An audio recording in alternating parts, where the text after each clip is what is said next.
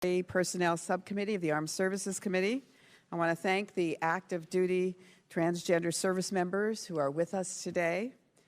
Being here in the same room as senior Defense Department officials in front of Congress, representing yourselves and your fellow transgender service members, even in your civilian capacities, takes tremendous courage. Somehow, testifying in front of Congress is not close to the most courageous thing you have done. From a young age, you have made a series of difficult choices in order to live in a way that honors yourselves, your communities, and your country. Despite living in a nation where many discriminate against you, you made a choice that fewer and fewer Americans make. You joined the military and risked your lives and your family's well-beings for our safety. And how has the administration thanked you? By treating you like a liability, not an asset. By maliciously jeopardizing your careers and trivializing your sacrifice. 14,700 transgender individuals continue to serve ably. They are exceptional, but also exceptionally normal. Like their fellow soldiers, sailors, airmen, and Marines, they proudly serve the Constitution, our nation, and the Commander-in-Chief. Our 5 witnesses today have shown uncommon bravery, making choices throughout their lives. And today, Lieutenant Commander Dremen, Captain Stillick, Captain Peace, Hospital Corpsman 3rd Class Wyatt, and Staff Sergeant King have made the courageous choice to come advocate for themselves and their peers. I cannot tell you how much I appreciate your courage, your sacrifices, and your presence here today. Your examples inspire all of us. I feel strongly that any transgender person who can meet occupational standards should be allowed to serve in our armed forces. I believe that transgender service ban is discriminatory, unconstitutional, and self-defeating. Open transgender service the last 2.5 years has been an unequivocal success. When asked by Congress, the 5 service chiefs indicated that open service has not caused unit readiness or cohesion problems. Let me repeat that. When the chiefs were asked this question, they made it clear that unit readiness and cohesion were not impacted by the service of transgender service members.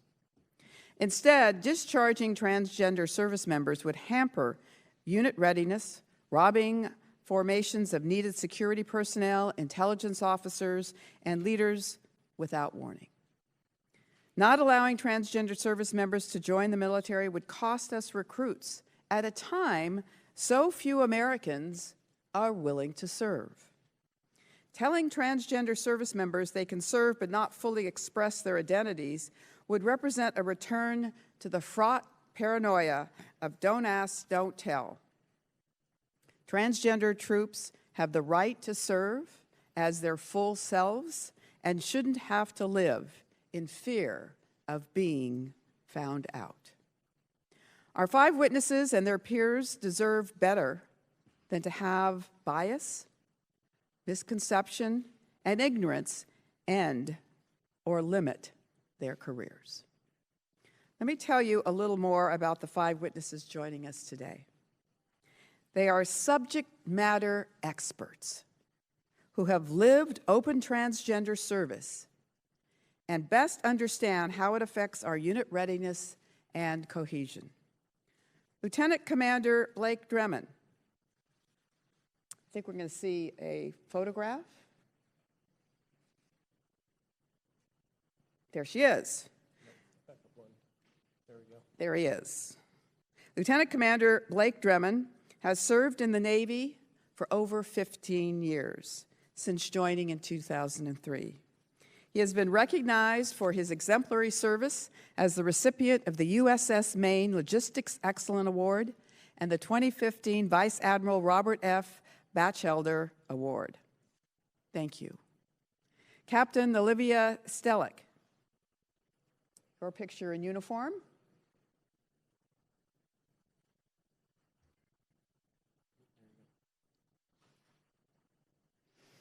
Has been serving in the Army for over 10 years, since commissioning out of West Point as a second lieutenant in 2008. She served as an infantry officer and completed the Ranger course. Captain Stellick deployed to Afghanistan with the Stryker Brigade Combat Team. Her personal awards include the Bronze Star Medal and the Meritorious Service Medal. Thank you. Captain Jennifer Peace has served for over 15 years since first enlisting in the Army in 2003 and commissioning as an officer in 2009. Through numerous combat deployments to Iraq and Afghanistan and positions of command, she has excelled as an intelligence officer. Now selected for promotion to Major, Captain Peace's awards include the Meritorious Service Medal and the Joint Service Commendation Medal. Thank you. Hospital Corpsman, 3rd Class, Akira Wyatt, emigrated to the United States from the Philippines at age 15. She has served over 7 years since enlisting in the U.S. Navy in 2011 and continues to serve as a corpsman with Marine infantry units. She has deployed numerous times across the globe. Her personal awards include the Navy Marine Corps Achievement Medal. Thank you. And Staff Sergeant Patricia King, a combat-tested infantry soldier who has served 19 years in the United States Army. She has deployed to Afghanistan 3 times and has served across the globe. Her awards include the Combat Infantryman's Badge and the Bronze Star. Thank you. Thank you all for your contributions to our nation and to our military. You are the first 5 transgender service members ever to testify openly in front of the House of Representatives. The very first 5. And how fitting that you do it not as individuals, but as a team. How just that you can at last represent yourselves and your peers in front of this body. My colleagues and I need to hear from you, understand your stories, and appreciate what you've done. We have the opportunity to pass legislation such as the bill I introduced earlier this month that would allow transgender service members to join and also serve openly. Congress cannot let the administration's discriminatory impulses win out. Before we make that decision, we need to meet you face to face, to look you in the eye, to affirm that service by openly transgender troops is normal, it's necessary, and it is just. Today is an opportunity for all of us and the department to learn about why you've serving and what you've accomplished. This is time to learn and not to peddle in misconceptions, bad science, and bias. So let's dispel the phony myths. There is simply no rigorous evidence that transgender service members hamper unit cohesion or readiness. A consensus of top medical and psychological bodies, including the American Medical Association and the APA, have concluded that gender dysphoria does not pose a barrier to service. Transgender service members are deployable and effective. Their sense of duty, patriotism, and courage is no different from the other service members they stand shoulder to shoulder with. Those are the facts. Our witnesses will be able to illustrate them with their stories and their expertise. Also joining us is Dr. Jesse Ehrenfeld, the Joseph A. Johnson Jr. Distinguished Leadership Professor, that is a mouthful, at the Vanderbilt University School of Medicine.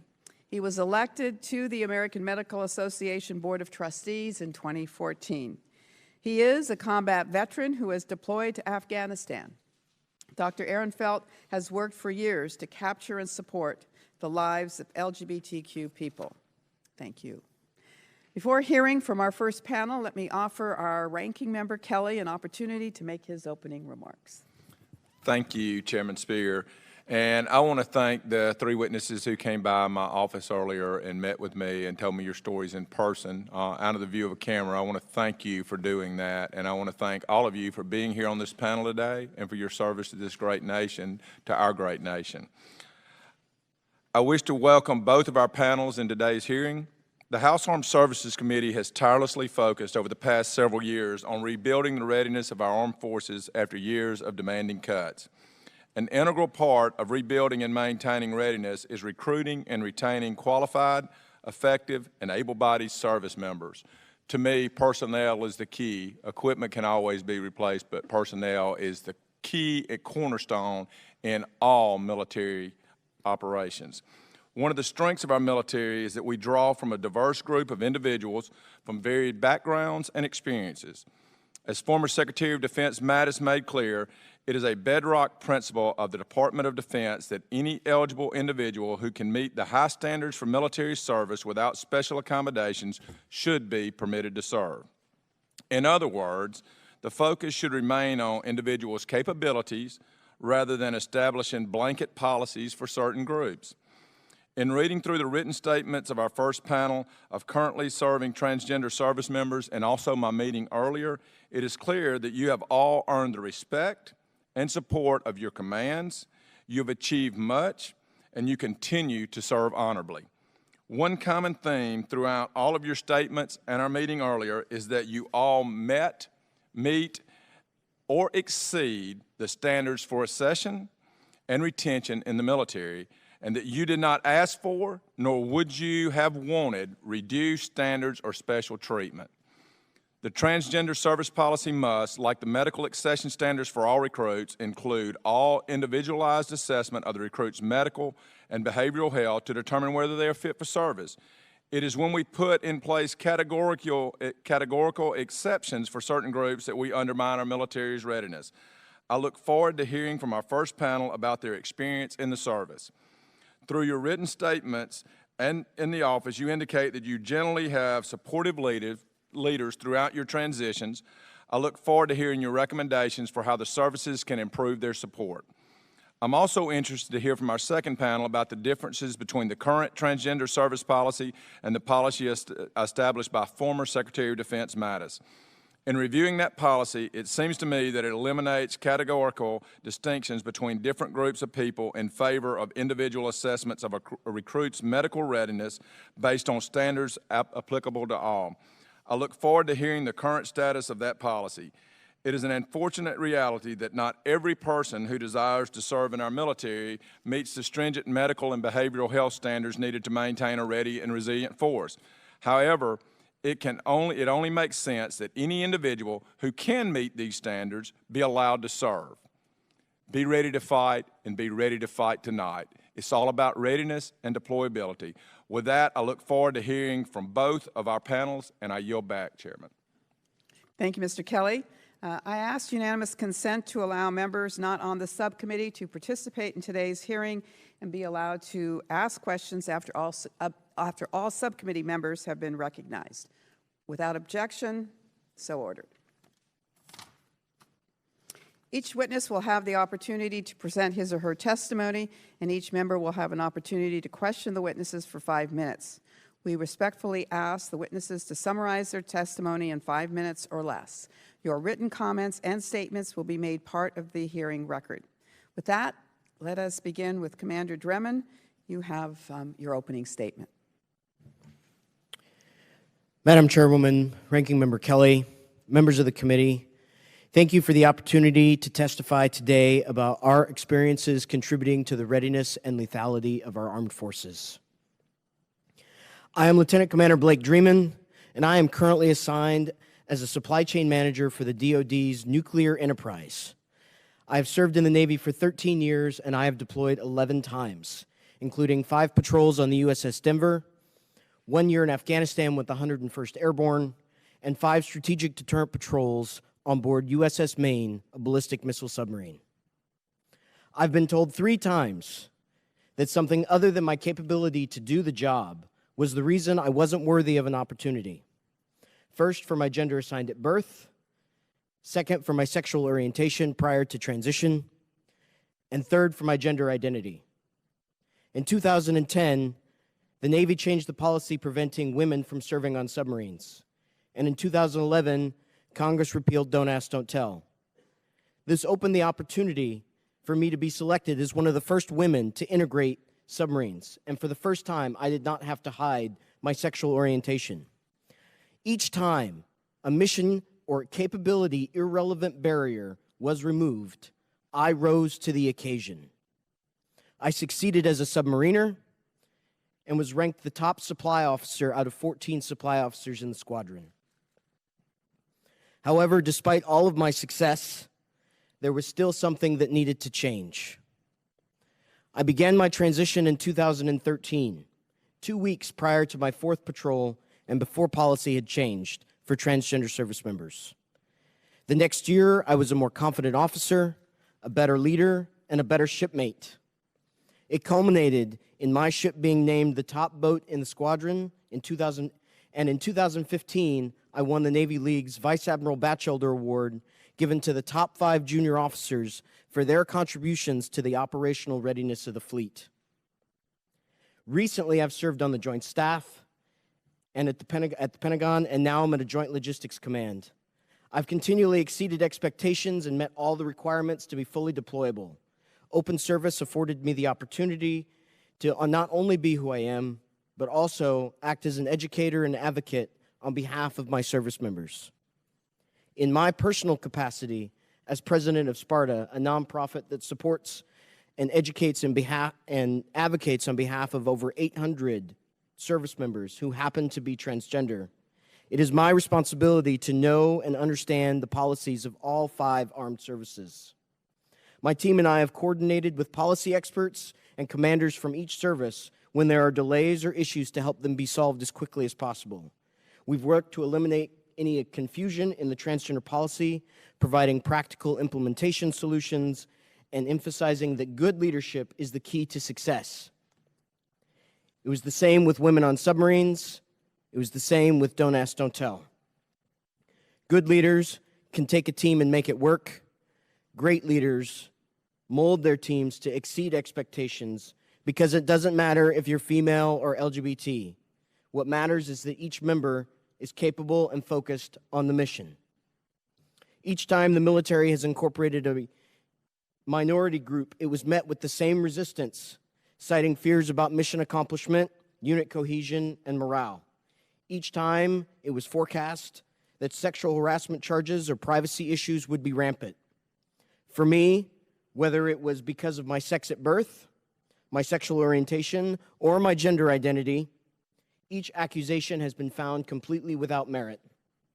We've busted myths that women can't be submariners, that gays and lesbians will be a detriment to unit cohesion, and that trans service members are incapable of service.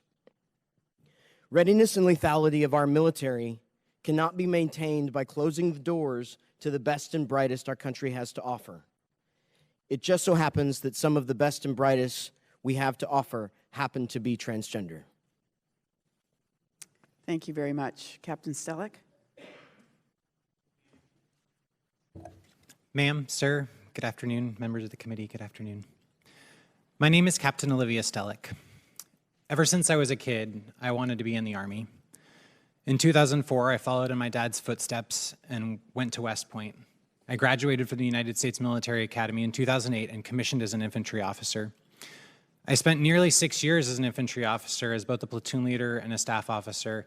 And during that time, I discovered I had a passion not just for the Army, but for taking care of soldiers.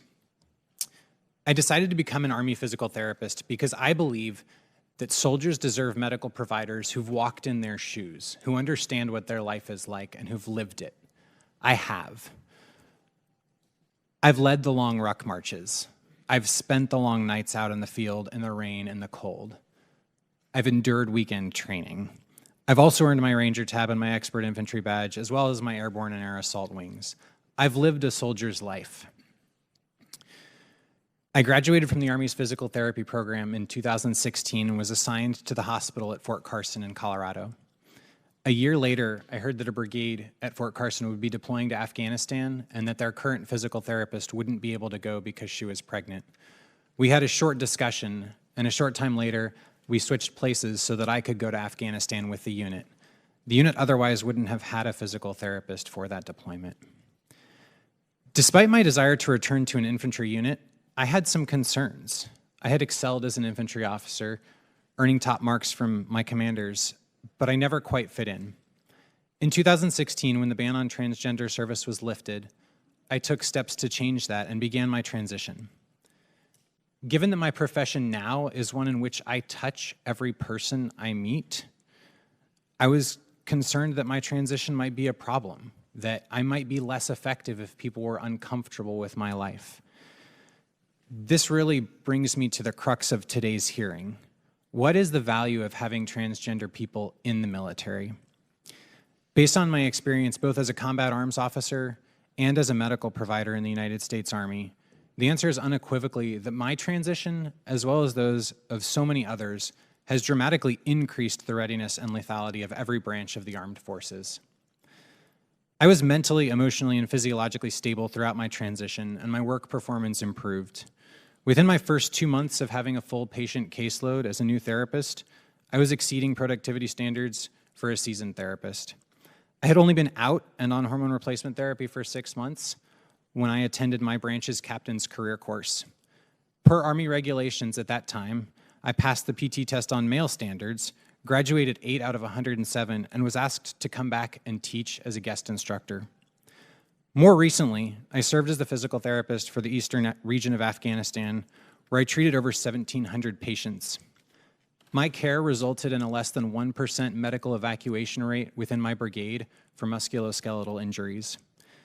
It's clear that my presence in Afghanistan dramatically improved the readiness of my unit. But more than the numbers, I'm proud that my soldiers trusted me and knew that I would go out of my way to take care of them. Soldiers matter to me, and they're the ones who will suffer if medical providers and leaders like me are banned from service. Has my transition made soldiers uncomfortable? Absolutely not. On the contrary, during my recent deployment to Afghanistan, soldiers opened up. They talked to me and told me things they never would have before, things that they said they've never told other people. I asked them why, and the consistent answer was that they valued my authenticity, my courage in being myself. It allowed them to do the same thing. You can imagine how valuable that is, both as a consultant to the commander and as a medical provider. I got the ground truth on what was going on both in their personal lives, their medical conditions, as well as the whole of the unit, and was able to relay those things to the commander, as well as make better medical decisions for soldiers. While I was concerned that my presence might feel invasive to other women, I can tell you that they welcomed me into their lives, all of them, and into their living spaces with open arms. I was family. I returned to the United States from Afghanistan just over a month ago. My experience in Afghanistan has only confirmed what I already knew, that I am a more effective soldier, officer, and physical therapist having gone through transition.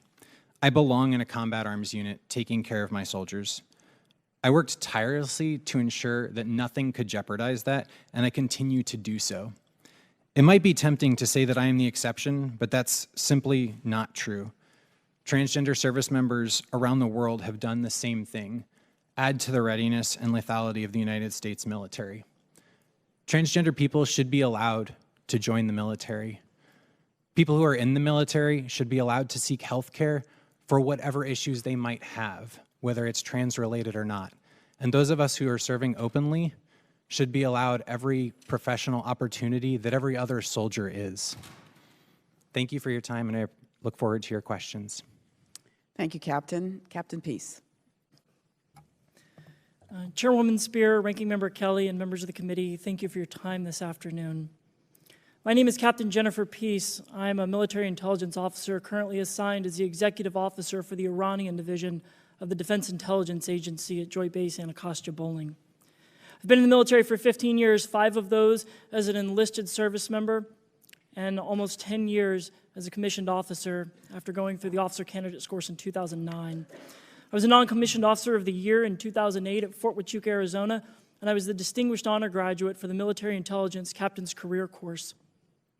I've had a number of accolades throughout my career, but as Captain Stelick said, I don't consider myself to be an exception, but rather a prime example of what any other transgender service member could do. My most recent assignment was as a company commander, built upon years of experience to deployments to Baghdad, Iraq, Kandahar, Afghanistan, Malaysia, Japan, South Korea, and other locations across the world. When I took command of the headquarters company, 189th Infantry Brigade, my brigade commander was asked, "Is this a social experiment, making a transgender person a company commander?" My brigade commander, an infantry colonel, very clearly stated, "I do not experiment with command positions. They are too important." I served as a company commander for 18 months, leading soldiers across the United States to train National Guard and reserve units who were preparing to deploy overseas. I went to the field with my unit. I trained with my unit. We were out for extended time periods in the field, in the deserts of California and in the forests of Wisconsin. There were never any issues that arose due to being transgender. And between the time of the initial announcement of open service and then the tweets by the commander-in-chief, the fact that I was transgender never came up. It wasn't something that needed to be discussed, and it is only since this issue has arisen again that it has even been talked about in my unit. I can certainly understand the issues of readiness as a company commander. Readiness and morale were two of my primary concerns as a company commander, and what I can tell you is that no one cares about readiness more than a company commander. I will be the first person to kick out a transgender service member if they are not able to meet the standards, if they are unable to deploy, engage, and destroy the enemies of the United States. There should be absolutely no adjustment of standards, no different standards for trans people than anyone else in the military. All we are asking for is the opportunity to meet and be held to those exact same standards. I think it's also important that we disabuse ourselves of the fact that this policy only impacts those who would like to join the military, that it doesn't affect active duty trans service members. The first thing that will happen is all of those who are currently serving will be locked into their career where they can no longer advance. Enlisted soldiers cannot become warrant officers. They cannot become officers in the United States military. If you're required to leave service for any period, you will not be allowed to rejoin. If there are any programs that you're attempting to get into, such as going to college, that will require you to exit and leave the military, even for a period of minutes, in order to rejoin and reassess, you will no longer be allowed to. But then you also have to look at the fact that now the Commander-in-Chief, the Vice President, the Secretary of Defense, and the Secretary of State have all said that I am not qualified to serve in the United States Army despite my 15 years. If I'm sitting on a board looking at evaluations for promotion, for schooling opportunities, or to invest additional resources into a transgender soldier, am I going to do that knowing that the chain of command at the highest levels had said this person shouldn't be in the military? If I know that the President of the United States is making a concerted effort to kick this member out, am I going to continue to invest my limited time, energy, and resources in allowing this soldier to continue to serve? Or am I going to let their careers languish as I focus on those who I know will be around tomorrow, due to no fault of their own, due to no limitations that they possess, but due to the choices of the President of the United States? I think it's also important to look at how this is going to affect the broader population. Whether deserved or not, there is a hero culture that has arisen in the military over the last decade. All of us get thanked for our service and called heroes almost every day that we go out amongst the public. Officers and non-commissioned officers in the military are regularly rated as some of the most respected professions in the United States. So now if transgender people can no longer join the military, if they can't be awarded meritorious service medals, Purple Hearts, if they can't deploy around the world, if they are told they are not good enough to serve the United States military, then now the entire United States sees trans people as somehow less.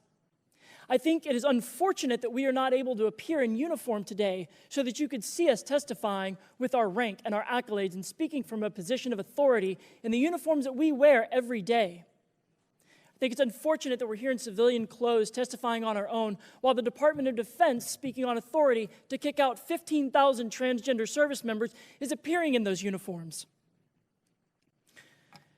As the executive officer of the Iranian division, I look every day at the threats coming not only from Iran, Russia, North Korea, ISIS and other non-state actors, China, the numerous threats that we face around the world. And I know that the Army missed its recruiting goal by 11,000 soldiers across the reserves, active, and National Guard last year alone. The Marines, the Navy, and the Air Force barely met their recruiting goals. I'm not sure that this is a time, as we face potential adversaries across the world, that we should be limiting our talent pool to a significant portion of the population who serves as twice the rate as their counterparts.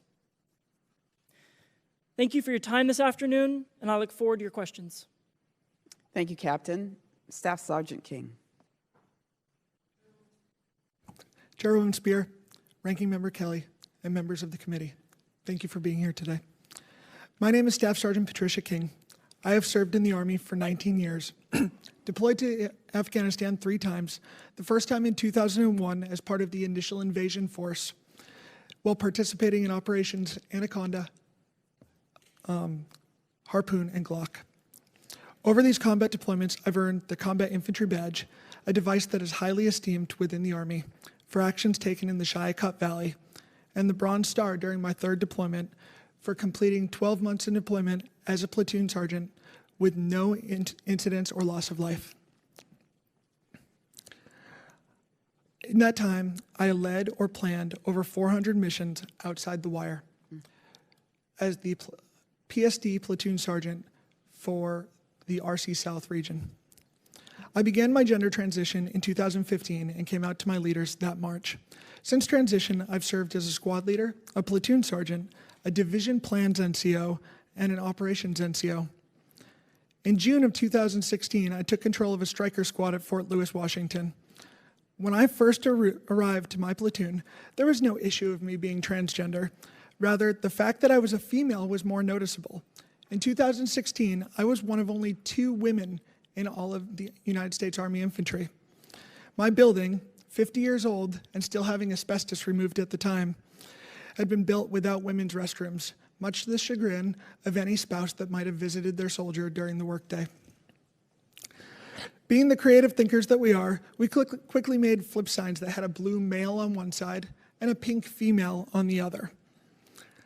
Since I was the oneness was on me to flip the sign when I needed to use the restroom. That pink female sign kind of represented my first few weeks there. Wherever I went, I was the pink sign in the room. When I would come in, there would be a hush that fell over the room for fear of saying the wrong thing. However, it didn't take long before my peers saw past my gender, and the only thing that mattered was that I could do my job. I'd been an infantryman for over 15 years. I was one of them. I just happened to be a girl. From the get-go, none of that mattered to the soldiers in my squad. Most of them were 21 years old or younger. People in Generation Z simply aren't worried about trans very much. Much like their iPhones or Facebook, they grew up with trans people in their lives. They watch I Am Jazz. Their generation has trans prom queens from Missouri, Florida, and Wisconsin, just to name a few.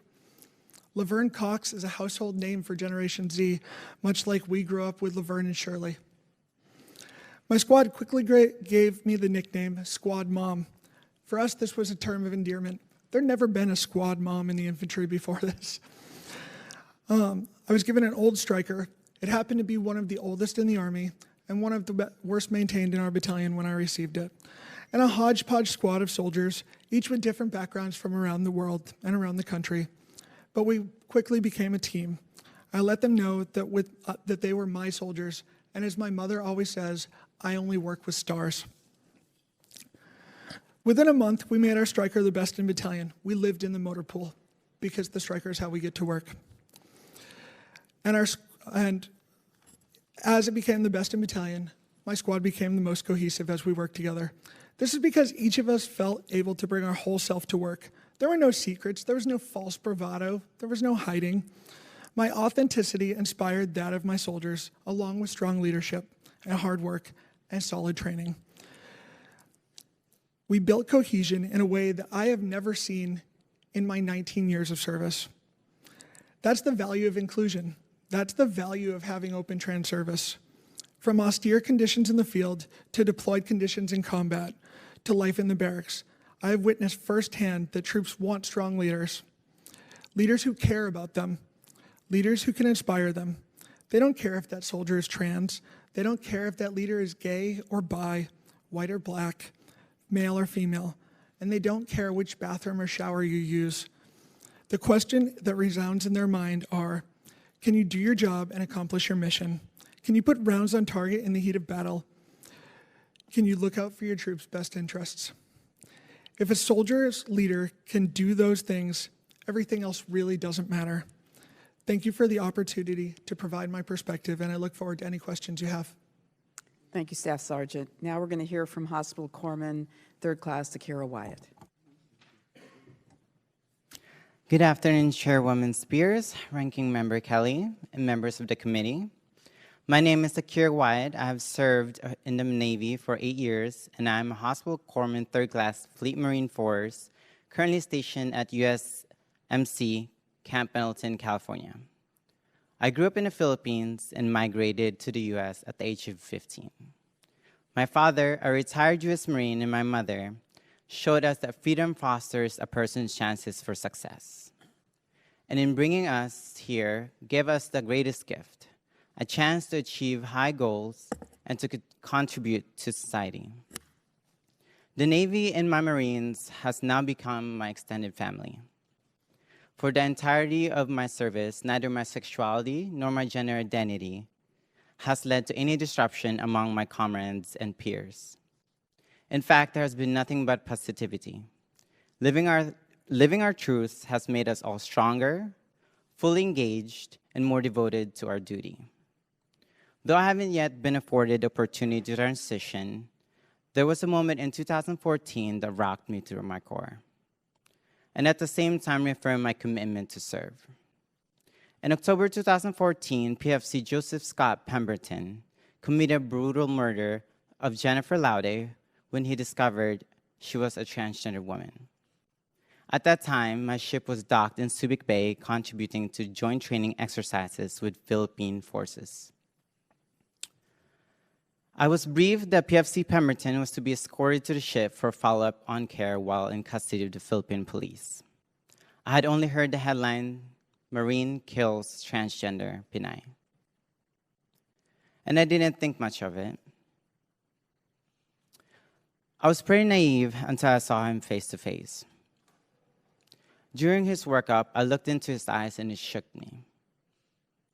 Cliché as it may sound, I saw darkness. He felt cold and was without remorse for what he had done. In his presence, I thought it could have been me. I felt the painful moments before Jennifer's death. Regardless, I had a mission to do as this Marine's corpsman. It doesn't matter who I am. I'm here to treat everyone with dignity, respect, and give them the medical care they need. My duty is to be my Marine's doc, and that is what I'll always do. Ironically, after that encounter, I decided to transition regardless of the senseless violence that could be directed at me for who I am. I told myself I will transition and I won't be afraid to, even if I might face the same circumstances as Jennifer did that night, even if it comes from the hands of my Marines. I medically and socially transitioned in 2015. That year, I was honored to be hand-selected as one of the 2 corpsmen to provide high-risk medical care at the 1st Marine Reconnaissance Course. During a field exercise, my first reconnaissance staff sergeant said, "I've never met anyone who has more balls than you, Wyatt. I will deploy to the stands with you, and I trust you with my life." I had enormous support from my superiors and peers. I was described in the fitness reports as a sailor who is mission-oriented, focused, and is an inspiring leader, motivator, and is focused on team goals. My experiences with my Marines and Navy comrades shows the unit cohesion and readiness are not adversely impacted by having a transgender service member included. I form incredibly tight bonds with the people I've worked with, and I would follow them to the ends of the earth to ensure that they get the critical battlefield care they need from their corpsmen to continue the fight. And lastly, Semper Fi and Semper Fortis. Thank you. Dr. Ehrenfeld? I think I'm on. Very good. Good afternoon, Chairwoman Spear and Ranking Member Kelly, members of the subcommittee. It is such an honor to be here today to testify. My name is Dr. Jesse Ehrenfeld. I am a physician testifying in my personal capacity based on my experience as a combat veteran and my background in military medicine and transgender health. I'm also the chair-elect of the American Medical Association and the director of the LGBTQ health program at the Vanderbilt University School of Medicine in Nashville, Tennessee. The administration's military transgender policy disqualifies and discriminates against transgender people who are otherwise capable from serving. I have served and worked with transgender members, both home and downrange. I have seen firsthand how incredibly courageous, committed, and capable these individuals are. I would like to state unequivocally for the record that there is no medically valid reason, including a diagnosis of gender dysphoria, to exclude transgender individuals from military service. This is the position of most major medical organizations, including the American Medical Association and the American Psychiatric Association, all of whom disagree with the Department of Defense's rationale for a transgender ban. There is a global medical consensus about the efficacy of transgender healthcare based on a wide variety and body of peer-reviewed medical research on the effectiveness of transgender medical care. Because of the clear evidence that gender transition is effective in treating gender dysphoria and can improve the well-being of transgender individuals, most third-party payers, including Medicare, provide coverage for these services. A major report noted by Chairwoman Spear earlier by several retired military surgeons generals rejected the Department of Defense's rationale for exclusion, concluding that the Department of Defense's report is contradicted by ample evidence clearly demonstrating that transition-related care is effective, that transgender personnel diagnosed with gender dysphoria are deployable and medically fit. The Department of Defense's report's conclusions that transgender people are not fit to serve contradicts the medical and scientific consensus. Transgender individuals are fully capable of serving. There is nothing about being transgender that diminishes a person's ability to serve in the military. I know this because I have served in the military with transgender people, including in combat. My own personal experience has been that our transgender service members are some of the most qualified, effective individuals we have today serving our country. All 5 military service chiefs of staff testified last year that inclusive policy has caused no readiness issues. Rather, banning transgender troops harms readiness through forced dishonesty. In my opinion, the ban on transgender individuals actually harms unit cohesion and effectiveness. This ban discriminates based on someone who is, rather than what they can do in their job. It will force transgender troops to be dishonest and hide their true selves and their gender identities. Policy decisions, which is your responsibility, impacting our service members should be based on science to ensure that the most effective and reliable force is out in the field. There is simply no medical reason, including a diagnosis of gender dysphoria, to exclude transgender people from military service. Thank you very much. Thank you, Doctor. Again, thank you all for being here today and for sharing your stories with us. They are truly remarkable. And I'd like to start by asking each of you, many of you have been deployed multiple times. You've indicated as such in your testimony. Can you tell us some of the highlights of your deployments? Yes, ma'am. One of my highlights was my second patrol on the USS Maine in qualifying for as the second qualified female naval officer to qualify in submarines. That moment right there is literal blood, sweat, and tears in those dolphins that I proudly wear on my chest every day. And those are the highlights. My transition is a backdrop of anything regarding my 11 deployments, whether it's trips to the Philippines, trips to Hong Kong, or just camaraderie of spades in Afghanistan every Friday night for about 3 hours and a pack of cigarettes. So those are the highlights of my deployments, ma'am. Captain Stellick? Ma'am, I was sitting at my desk one day, and my clinic NCOIC came over and said, Captain Stellick, we got a call from some guy out in Western Afghanistan. And so I went to answer the phone, and the first question I asked was, how do you even know who I am? Turns out it was a Ranger medic assigned to some Special Forces unit who had heard about me from his friends at a different Special Forces outpost that I had been invited to go take care of those folks. And he said, we heard great things about you, and we want you to come take care of us. I was kind of floored, right? Because I came to this deployment wondering how my transition would affect my relationships with soldiers and with command, and to have somebody who didn't know me, didn't know my unit, had never met me, and ostensibly knew that I was trans because he found out about me from folks that I had worked with, found my phone number and got a hold of me to say, can you please come take care of us? That was a pretty remarkable thing to me. And while I didn't end up going because it wasn't the most effective use of resources, there was another physical therapist going that way. It was pretty remarkable, and working with soldiers across that country in a deployed setting was absolutely amazing. Thank you. Captain Peace? Ma'am, so my first deployment to Iraq, I actually wasn't called upon to deploy. I'd been stationed at Fort Huachuca for a number of years and had not deployed yet, so I went to our operations and I said, how can I get to Iraq? And the only position that they had open at the time was I was an electronics maintainer, and this was for an instructor of the new intelligence systems, the distributed common ground station for the Army.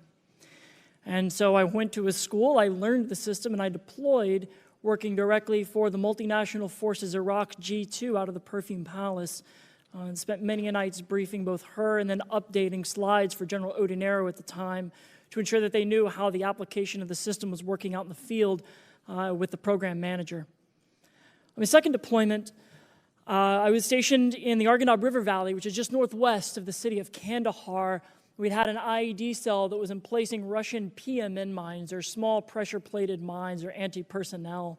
They had been modifying them with nails in order to get them to detonate with lower pressure. And we'd seen them appearing for weeks, and we eventually detained a few people. Myself and one of my soldiers, I was a lieutenant, stayed up for, it must have been 24 hours, working on translating some documents, going through some of the evidence that we had and some of the collection that we had requested. And over the next 2 weeks, myself and this specialist had gathered up enough intelligence to provide to the infantry soldiers to essentially dismantle an insurgent cell that was operating within northern Kandahar in the Arghandab River Valley that had already taken life and limb from a number of our soldiers. And after that, those few nights, we never saw any more in our area. And I think as an intelligence officer, having that kind of impact on those who are out there every day is one of the greatest feelings you can have. Thank you. Staff Sergeant King? In 2002, during the operation that I mentioned previously, Operation Anaconda, we were waiting for the opportunity to go out and to do our job.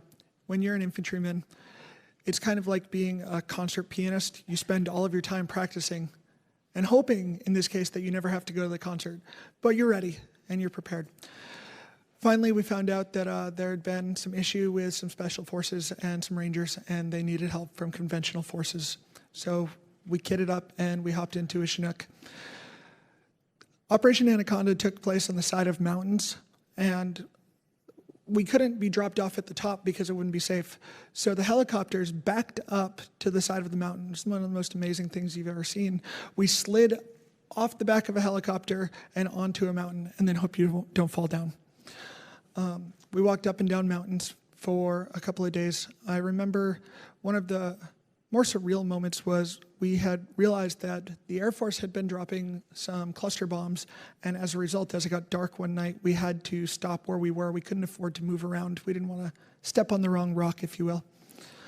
So I grabbed a rock as a pillow, and I made myself comfortable. We took turns pulling security, and as I laid down that night, we had a Spectre gunship, which is a big C-130 gunship, circling around these low left-hand turns real slow, and you can hear the engines from it. And that was our lullaby. This Spectre gunship, these Air Force pilots who were going to stay and they were going to circle overnight, all night, to keep us safe, so that the next morning we would be able to get up and climb back up the mountain again, find more caves, find more of the bad guys to make sure that we would be able to go home and wouldn't have to worry about another 9/11. More recently, I was asked to be a squad leader in a PSD, a personal security detachment. It didn't take long before downsizing caused me to have to be a platoon sergeant. And then halfway through my deployment, we had even more downsizing, and I was asked to be the platoon leader. Our platoon leader had to leave. So I was the platoon leader and platoon sergeant for a 34-soldier personnel security detachment, leading 400 missions. And one of the craziest parts was that it was to protect folks like yourselves. When you're in the PSD for an RC, it's so that the generals there and visiting leaders from within Congress and the DoD can come and be safe. So it was one of the biggest responsibilities that I'd found myself in, because every one of those missions was to make sure that people like yourself came home safe, but also to make sure that my soldiers were. At the end of 400 missions, I have to attribute every bit of the success that we had after that year to the vigilance of the soldiers that I had and the team that we were able to build over that year. To come home in 2002 after having dealt with the trauma that we had in Operation Anaconda, and to compare it to 2014, where we were able to have so much success, it feels good to lead those soldiers and to be so successful. Thank you. Hospital Corpsman Wyatt. First of all, Madam Chairman, the opportunity for me to serve with 1st Marine Division, specifically 21 and 35, those are the best highlights of all in my career. And to be able to be a line corpsman for my Marines, and to be able to work with Naval Special Warfare Reconnaissance course in SOI Camp Pendleton. Thank you. Last question, I'm Aaron Feld. Did I say that right? Thank you. Can you explain how an individual's transgender status impacts medical readiness and ability to meet standards? Certainly, it's a wonderful question. Scholars, medical experts all agree that transition-related care is reliable, safe, and effective. And unfortunately, if you read the Department of Defense's implementation report, there are a number of erroneous assertions and mischaracterizations about the scientific research on mental health and fitness of individuals with dysphoria. I didn't get a chance to answer my favorite part about deployment, but I'll tell you a story, which is that when I was in Afghanistan toward 2014, serving as a division officer at the Role 3 in Kandahar, I got a call from an Air Force colonel who said, "We have a service member I need you to take care of." I said, "No problem, ma'am, what's the issue?" And she said, "Well, the issue is he's transgender." And I said, "Not a problem, we'll take care of it." And the thing about that is I was surprised to find a transgender service member deployed with us, given the current policy at that time didn't allow for open service, and yet here was this person. We took care of that individual. He did fine, was able to continue onward. But what I'll say from that experience is that it's consistent with the department's own data that 40% of service members diagnosed with gender dysphoria deployed to the Middle East are able to serve and don't have any limitations because of their transgender identity. Thank you. Ranking Member Kelly. Thank you, Chairman, and thank each of your witnesses for your testimony again. I had the opportunity to meet with 3 of the panelists today, and during that meeting we discussed the importance of every service member being able to deploy. And Captain Peace, I don't know that I can say it any better than you said it. You want your folks to go down range, and when you gave your opening statement earlier, I don't know that I can say it any more succinct, so I thank you for that statement. And I know that you meant it from our earlier discussions, and I really appreciate that. I'm hoping that each of you can explain what impact your transition had on your deployability and what your expectations are for other soldiers who are doing the same. And we'll start with you, Lieutenant Commander. Yes, sir. So my non-deployability time during my transition was at 7 weeks over the course of 3 years.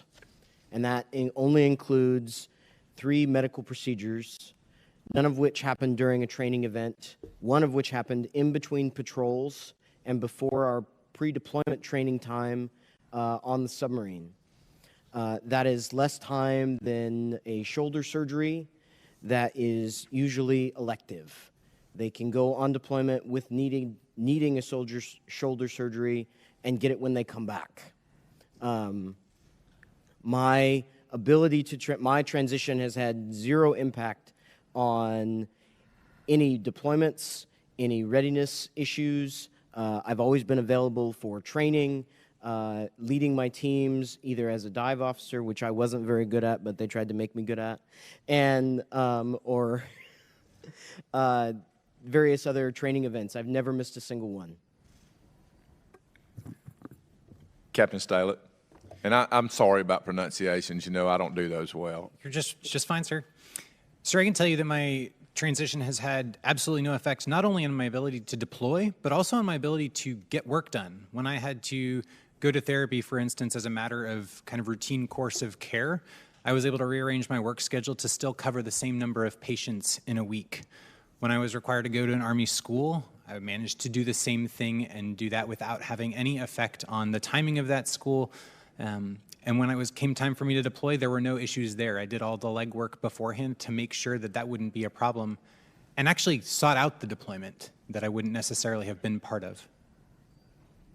Captain Peace. So throughout my transition, which was really over a period of 3 years, and this isn't something that I normally speak about, but I think it's important, I had 4 medical procedures, and my total non-deployability time was right around 4.5 months. 2 months of that over the course of those 3 years was taken on personal leave. It's important to remember that a single pregnancy from a female averages around 16 months of non-deployability, and that can occur multiple times throughout 20 years or more of honorable service. I think what's important is that it's medical professionals and patients who decide what the most appropriate care and treatment is, but the commanders are brought in to ensure that that treatment occurs when it lines up with unit readiness and mission responsibilities. Things like medical treatment or surgical procedures can absolutely wait until returning from the field, returning from a deployment, occur over holiday leave. There's certainly a lot of accommodations that could be made to ensure that service members are not going and having surgery just before deployment or before a field training exercise to avoid it, but that it's ensured to line up with mission priorities just like we would do for LASIK or anything else that may put a soldier down for an extended period of time. Ranking Member Kelly, thank you for this question. My experience is something that highlights how well this can go when leadership, a service member, and a medical team work together. I've had 3 procedures that have been done through the military as part of my transition. The first one was the DoD's first ever vocal feminization surgery. And the doctor that did the surgery, he said, in my opinion, this is medically necessary. And in my opinion, this is a procedure that I think that we should be able to perform. So he did the first procedure of that kind in the DoD. I went to my unit and I said, hey, when's the right time to do this? My commander and I spoke, and what we determined was this procedure that was going to have me unable to speak for about 4 weeks and unable to go to work for about 2. The best time that I could do it that made sense for us was for me to do it right before Christmas time. As you know, sir, most of the time we have Christmas exodus. So by doing this, I shortened the time that I was going to be down because I couldn't speak over Christmas leave. I just used a whiteboard to talk to my kids. And then in the end of January, I was ready to go to the field with my unit when we deployed to the field. Yes. Oh, I'm sorry. I have just one more example. In the summertime that same year, I had a facial feminization surgery. Again, the first one done in the DoD. One of the great things about this is that the doctor afterwards said that this procedure enabled him, he'd never done it before, and it enabled him to do other procedures after the fact because of the technique he learned. I did it in the summertime, right before our summer block leave. I took 2 weeks of summer vacation, and I came back, and the week afterwards, I deployed to the field for 45 days. And I apologize for interrupting you. You can't pause too quick around me. I'm pretty fast moving. HM3 White. Thank you, sir. Basically, I was on light duty for 7 days, basically a less than what you would get time off for an ankle sprain. And I had my orchiectomy. And pretty much I expect the same for everyone, service members, that it's mission first, and for both future and current service members. Now, I think it's important deployability, so I'm going to ask you this question in context, and we talked about this with the three people who were in there earlier. You know, I still take my PT test in front of my troops because it's important that they see that, that I either pass or fail. I did a 282 on my last APFT, but it's important to do that in front of soldiers. It's important to be ready. And so I want to ask you, do you agree or disagree? Because different medical things, whatever they are, it doesn't matter whether you're talking about a back, and we talked about this earlier, or a knee, they affect different people. If people cannot deploy for prolonged periods of time, do you agree or disagree that they should be separated from service if they can't deploy for a long period of time, for regardless of the reason? Sir, the current DoD standard is 12 months, and if they can't meet that standard, then they absolutely should be looked at for separation. Sir, I concur, and I think that the important point here is that we look at all service members the same, that if you cannot meet the DoD standard of deployability within 12 months for any given medical condition, then you should be separated from service, or at least looked at for the same. The point I think that's important is that we're not trying to set a distinction that if you're transgender, there's a different standard. I agree. Captain Peace?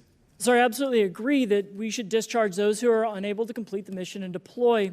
The only caveat I would make to that is I would have concerns that in bad faith there would be some sort of non-deployability stigma attached to being transgender. If you start hormones, you're non-deployable for 12 months. That may not be medically necessary, it may not be grounded in any sort of science, but by proxy, it would not allow trans service members to stay in the military. So I would say as long as there is nothing that is applied to trans service members or trans health care that unnecessarily extends their non-deployability, then I agree.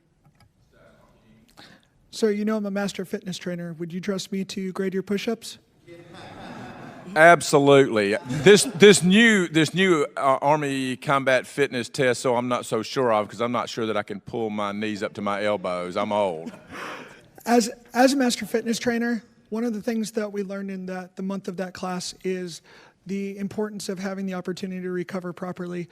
And what we've learned is that proper recovery techniques, proper PT techniques mean that any soldier, any service member who is training properly is going to be physically fit and have the opportunity to recover. Yes, anybody should be held to the same standards within their gender, or as we go to a genderless standard, and be able to pass. And if you can't, then absolutely, I have no need for you next to me in combat. I do totally agree, sir. We do put a lot of our members who need higher echelon of care for certain injuries into, I'm going to use military jargon, LIMDU, and then basically be put on MedBoard. And then, depending on how that is, be either accessioned out or be put for another type of echelon of care. And thank each of you for your testimony here today and your service to this great nation. And with that, I yield back, Chairwoman. Thank you. Mr. Gallego. Thank you, Madam Chair. I think we have to uncover some deep truths. The fact that Kelly claims that there is a 282 PFT.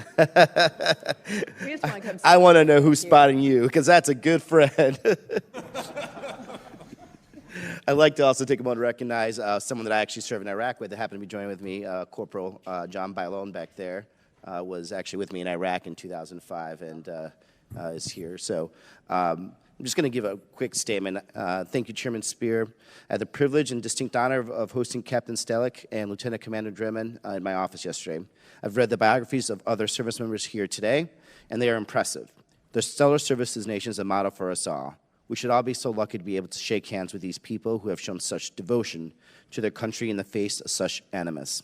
Chair Spear, transgender people have zero impediments to service. They should be treated like any other soldier, sailor, airman, or Marine, because they are just that, regular soldiers, sailors, airmen, and Marines. These American heroes want to serve. They are able to serve, and they're good at their jobs. Let's let them do it. As someone who actually served in the combat arms of the Marine Corps as an infantryman, I would have been an honor to have served with many of you. brave people, and I would have trusted my life to you. And this country's lucky to have you, and we should continue to make sure to have you. Thank you. And with that, Mr. Chairman, I would like to cede the balance of my time to Ms. Strahan of Massachusetts. Thank you. I want to thank Chairwoman Spire for prioritizing this hearing. I certainly want to thank all of you for your incredible service, for sharing your stories, and you are qualified, you are good enough, and we're lucky to have you protecting our security. I know that it was nice to listen to some of the highlights of your service. It would be interesting, just because we've all gone through parts of our career where you know, we've faced difficulties. So I'd love for you to share with us maybe some of your more difficult times in the military. And in that moment, it would be nice to know, was it being transgender that held you back, or was it just a difficult time in the military? Ma'am, thank you for the question. My most difficult time was my third patrol on the submarine. At the time, I have been deployed for 7 years straight, and in the middle of my third patrol on the submarine. And I was tired. I was struggling personally. I was struggling professionally. We were in the middle of 3 different inspections over the course of 70 days. I had lost personnel on my team, so I was the senior person within my food service division. I didn't have my senior guy that would normally take care of that a lot for me. It was a difficult time. It was also about the time that I decided that I needed to move forward with my transition. Being transgender was not the reason that I was struggling, but it definitely was a additive to the stress of being in the midst of 3 inspections, being underway, and deployed again for a long time, all of which I volunteered for. There was never a point in time where I didn't volunteer for any of my deployments, but you don't turn down those things. So that was the most difficult time. But leading that, my transition had no impact in my ability to continue to do the job, because we still came home with all our supplies and everybody got fed, and we weren't on peanut butter and jelly as we pulled in. So we did well, but that was definitely my most difficult time, and transition made it a lot easier going forward and reinvigorated my ability to continue to serve. Thanks. Ma'am, typically the Army just tells you where to go and what to do, right? But when I found out that this brigade was going to deploy to Afghanistan without a physical therapist, I had a decision to make. And because of my life in the current political environment, I felt like it was important to go actually talk to the unit leadership and ask them if they wanted me on the team, because things were a little bit different. That was probably one of the most challenging moments of my life, to walk down to this brigade command office and say, hey, here I am. I would love to go to Afghanistan with you to take care of your people, but there's some things about me that are different, and you have to ask for me. The Army didn't just send me to you, and they won't send me to you. I'm just up the street, and I'm willing to switch places with your current therapist so that I can go, but you have to say yes. You have to want me. And then after 10 years of the Army just telling me where to go, choosing to make that walk was difficult. And at the end of the day, the only question that they had was, wait, you want to come to Afghanistan with us? There. Thank you. I would say that the most difficult times in the military for me have been when there was a lack of policy. Once the Carter policy was in place, all of the issues went away until they started getting litigated again. The 2 lowest points in my career were both when there was no clear policy in place. The first one was when I was with the 7th Infantry Division as their intelligence planner. The Chief of Staff Fulbright colonel called me into his office and said, because he didn't know what to do with me and he wasn't sure what the right answer was, he didn't want me in the male bathroom and he didn't want me in the female bathroom, so he instructed me to walk a block or two down the road where there was construction, and I was allowed to use the porta potties out there for the construction workers for a period of months, while as a division intelligence officer, I felt like that was not taking care of your soldiers. Second was when I was on leave, I was actually enjoying a little bit of a vacation when I woke up to the tweets from the President of the United States, and I think it was in that moment that I, for the first time, really questioned, why am I still waking up and putting on this uniform when time and time again I am told that I'm not able to serve? Why should I wait around to deploy and risk my life again when the people that I am serving do not even want me here? Ma'am. Thank you. Ma'am, the most challenging day in my Army career goes back to that same time during Operation Anaconda. Carrying a soldier, looking for a helicopter that could land on the side of a mountain, and hoping that we got that soldier there in time. It wasn't a soldier from my unit, it was a soldier from a sister unit that had been serving with us. Getting that soldier there and wondering if we were going to have enough time, and finding out that ultimately we didn't have enough time. If I had the opportunity to give back the CIB that I earned during that deployment, to have that soldier back, I would every single time. Thank you.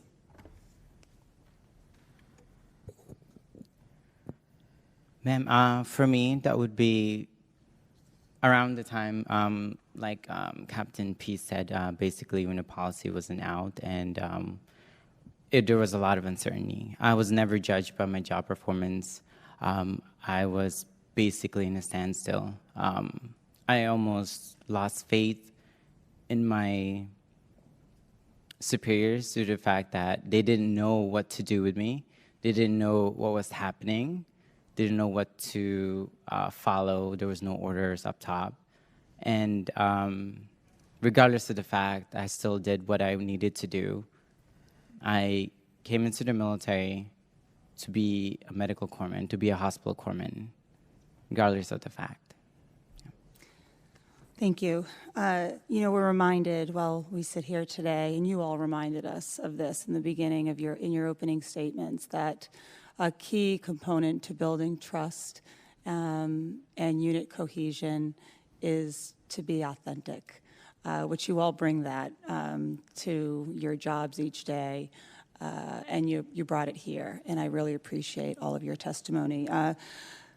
And your focus on performance and standards and, the treatment that everybody should have to, rise to is really admirable. So we're going to set the conditions for you all to thrive. I really thank you for being here today, and I yield back.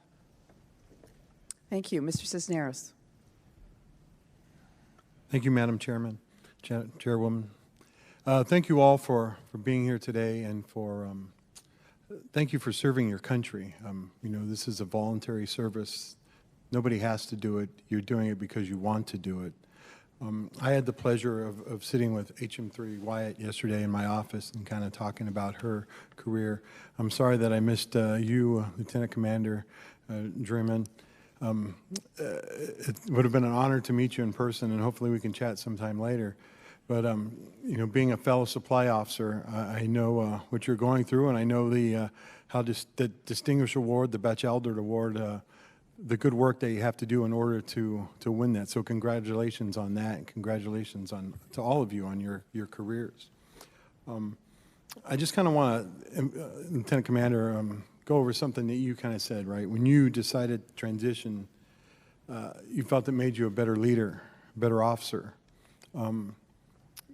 Could you just all kind of talk about that for me, about how the transition has basically helped you, not only as an individual, but how it's helped your leadership and your career? Yes, sir. Thank you for that question. The reason that my transition made me a better leader, a better officer, is that I was no longer compartmentalizing parts of my life. I was no longer Blake at home and something else at work. And with bringing your whole self to work, as we require as someone in the military, because the military is not just a job, it is your life. And compartmentalizing that part of your life leaves a piece of you not able to contribute to the mission. And our mission requires all of you. And once I started my transition, having one less thing to worry about, I was able to be better at speaking up during meetings. I was a better leader on the watch floor, in the control room on the submarine, a better trainer with my junior officers as I was training the new junior officers that showed up to the submarine. Yeah, they let the CHOP train the junior nukes how to operate a periscope. So those are the things that you suddenly have the confidence to do because all of you is there. And there is nothing that I can say that would make me want to go back to being a person who would sit in the back of the room and wait to be called on rather than stepping up and being a leader in the room. And I think I can point to my transition starting that. The time period of my award for the Batch Elder was November of 2013 to November of 2014, which coincides with starting my transition.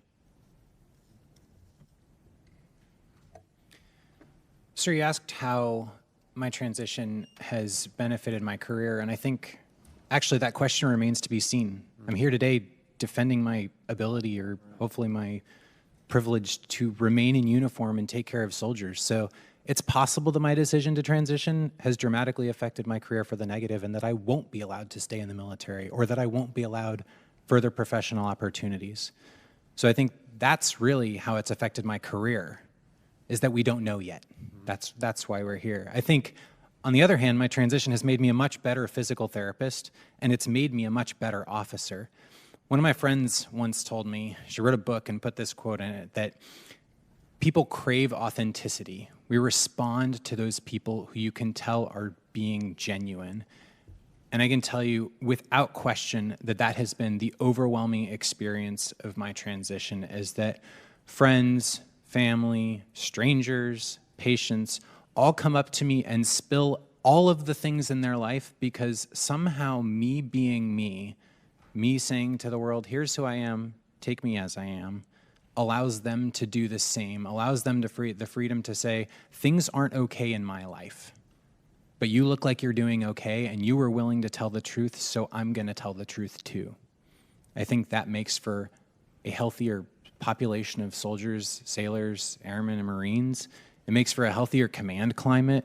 It makes commanders make smarter decisions because they have better answers from soldiers. So to me, there's no question that it's made me a better officer. I think the question is whether or not it's affected, how it's affected my career. Gentleman's time has expired. Mrs. Davis. Thank you very much, Madam Chair, and welcome to all of you. I'm so glad you're here. I had the great honor, actually, to chair this subcommittee throughout Don't Ask, Don't Tell. And so having the early hearings was just so important. And I think in our communities, what we saw was the more people who would come out, basically, and increase the familiarity that people had, that, no big deal in many ways, which is the way that the military received this out in the field. Of course, there were some people who had more difficulty with, but we can't deny that. But I think generally speaking, the transition was much smoother than people thought. And so I just want to thank you, because this is important, and in many ways you have been on the most courageous journey that most people ever take. And it's just good to have you here and talking about this.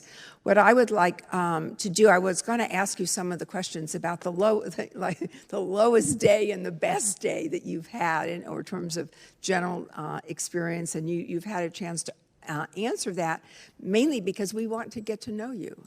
And what is it that drives you to be the very best in your military career and also as an individual. And you've expressed that very well. I'm going to just turn to Dr. Ehrenfeld for a second because I think there is some confusion about the policies, and I'm wondering how, and maybe all of you can chime in a little bit, how do you explain to someone who is really questioning what this ban means? You know, that you're in the service, you've transitioned, and the fact that you cannot obtain medical help if you join the, as I understand it, if you join the service and you need to go through that transition. I mean, there are some absolute differences in what's being proposed. Can you very quickly just clarify so that I don't leave an impression that could be incorrect? Appreciate the opportunity, ma'am. Thank you so much. The 2016 policy allows transgender people to openly serve and get the same medical care as everyone else, which is something that is deeply important to me as a physician. The 2018 policy does just the opposite. Under the 2016 policy, individuals can transition gender before or during service if medically necessary and continue to serve. Under the 2018 policy, they simply cannot. One thing that's really important is that I think a hallmark and a really important part of the 2016 policy is that it treats everyone the same. And what you've heard from the panel today is that there is no notion that anyone believes that it's appropriate to reduce the standards for what people should be able to do. And I would actually argue that the department's overall approach has been relatively conservative in the first 2 years of understanding what open service looks like. One quick example of that is that beginning a course of hormone therapy should not, from a medical standpoint, require any extended limitations or inability to deploy. The services have been using a 1-year standard. Now, the author of the endocrine guidelines, which the military has been using, actually has stated that a 90-day window is probably sufficient. Mm-hmm. Okay, thank you very much. What do you think people are most worried about? You know, the three big concerns I've always heard are cost, readiness, and morale on units. We've addressed a few of those. A report today came out about cost, whereas over the last 3 years, the entire cost of transgender healthcare in the military has been around $8 million, while over the same time period, we've spent over $1 billion on the military band, and we spent over $240 million on erectile dysfunction medications. So I think that all of those things, the readiness, the cost, the morale issues that we've heard from Don't Ask, Don't Tell, all the way through the trans ban, I feel as if all of those are red herrings for a policy that is based in bigotry, that is based in denying a group that people are uncomfortable with at the policy level, at the administrative level of government, but not within the military. It's not a concern in the military. It's not something you hear about. It's only through the offices here in D.C. that we hear any of these issues, and my only conclusion from that is that they're not based on people who have served, but they're based on people who have not served in the military and the natural biases that they hold against people they've never met. Mm-hmm. Right, I think that's a good point. The familiarity, that not their neighbors, not the people that they invite over for dinner, and that really is an issue that we face in society. Thank you very much, all of you, for being here. Appreciate it. Thank you, Ms. Escobar. Madam Chair, thank you so much for bringing this hearing up and allowing us to participate. And to everyone on the panel, thank you so much for being here to share your expertise. But especially to those of you in service, thank you for your incredible dedication. Thank you for everything that you have done for this country, even in the face of what your country has at times done to you. We're going to have a little bit of an interactive session. If you could, so a part of the concern, Captain Peace, you mentioned readiness, that one of the concerns is readiness, and that the accusation about transgender service members is somehow that they are unfit for deployment. If you could, by a show of hands, who on the panel has deployed overseas? Okay, and again, show of hands, who is currently eligible for worldwide deployment? Okay, And then one last interactive question, very plainly put, who here, please raise your hand, believes that this is government-sanctioned discrimination? Thank you. This is a question for Captain Peace. Captain Peace, you began in enlisted service and you're now an intelligence officer, is that correct? Yes, ma'am. Okay. Can you tell us in detail about the promotion process required for you to get that role? So in order to become an officer as an enlisted soldier, there's a few ways to do it. You can leave service, go through an ROTC academy at one of the schools and commission through there. You can go green to gold, which is a process where you stay in the military, go to college and commission. And then there's also the officer candidate school, which is the route that I took. It requires a selection by a general officer after reviewing your panel or your packet and then also sitting through a panel. Once approved from that, you go to Fort Benning for a 12-week intensive course that tests everything. There's multiple physical tests. There's multiple tests of military history, of doctrine, of tactics, techniques, troop leading procedures, a few weeks in the field, land navigation. It is a course to ensure that we only let those who are qualified to lead soldiers into combat that can graduate from. The concern is that on the very last day of officer candidate school, you don't simply commission to become an officer, you actually sign discharge paperwork as an enlisted soldier, and then immediately following that you sign paperwork commissioning as an officer in the United States Army.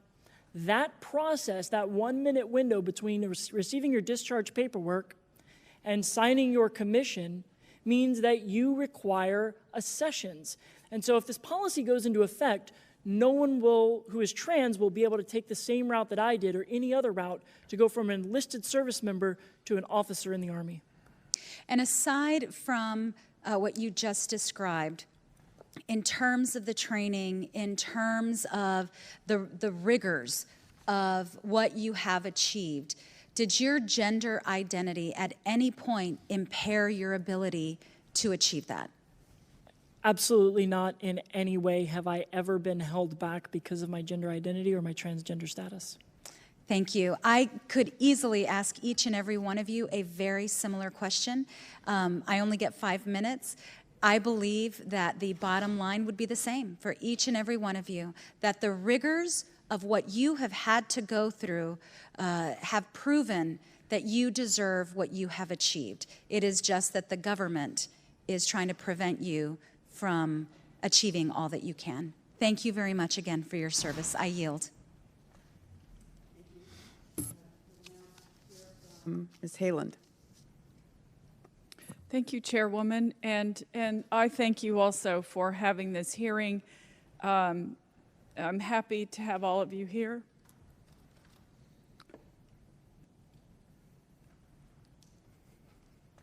I just first wanted to say to all of you that I'm so grateful for your service to our country.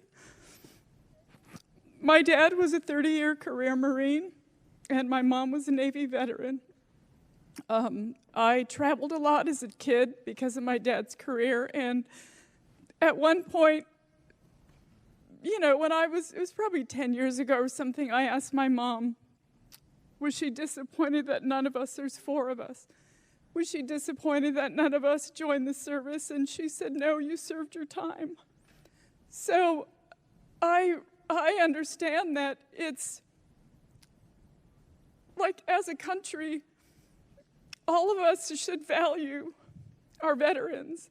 And I just want you to know that regardless of what the president says, there are millions of Americans who appreciate the service that you've given to our country. And I just want you to know that we do appreciate it. It's not everybody who will make a decision to say, I would die for my country, because a lot of people wouldn't. And I believe if there's one person that isn't fit to serve, we all know who that is right now, because that person devalues things that people want to do to make our country better and to move it forward. And although I can't apologize for that person, I can tell you that I will do everything in my power to make sure that we can bring back some civility and respect to the people who are serving our country. So I just wanted you to know that.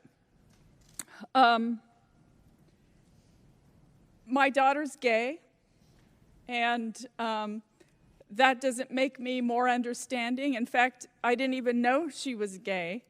And I found out from someone else, and I asked her, why didn't you tell me you were gay? And she said, do you think teenagers sit their parents down and tell them they're heterosexual? And I said, probably not.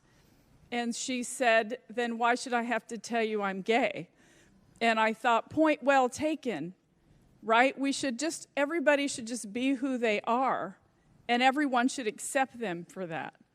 And I want you to know that I accept you for who you are, and I just feel like right now, if you tried to be someone you're not, you would not be as effective. And you've pretty much all said that in your testimony. And I appreciate you for being so honest and so, I feel like there's so much discrimination in this country, and like those of us who care deeply about that, that's why we ran for Congress. It's one of the reasons why so many of us ran for Congress, because we want to make things right for people, for everybody, for trans people, for immigrants, for people who have been marginalized. And I come from a culture of people who were marginalized. So I apologize for going on, but I just wanted you to know that that there are so many people who just appreciate your service, and I thank you all deeply for that. I guess I could have one question, and that is, you all kind of expressed your, like, as a low point in your careers is what, this last time when the president tweeted out his tirades of discrimination toward trans service members. And how were your peers? How were the people you served with? How did they come out to support you? What did you experience from other service members, whether they were trans or not? I'm just curious what the morale is out there with the people that you're serving with. And we can start with, I don't have much time left, but Lieutenant Commander, yes, you ma'am. can answer the question, then I might have to yield. So, in my personal capacity, as I stated earlier, I'm president of an organization that supports transgender service members. And I work in a mostly civilian organization with military bosses and some military people. And the day that happened, they knew that my leadership with my service members was needed for that day. And they sent me home to make sure that I was able to corral my service members, make sure that they were okay, and take care of our transgender service members to ensure that the information, that we calmed them down and sent them right back to work, because that was what we were called to do that day. Thank you, Lieutenant Commander. Finally, Mr. Brown. Well, first of all, thank you, Madam Chair, for allowing me to participate in today's hearing. I want to begin by thanking Lieutenant Commander Dremen for inviting me last year to be a speaker at the 7th Annual LGBT Pride Day at the Pentagon, and it meant a lot to me.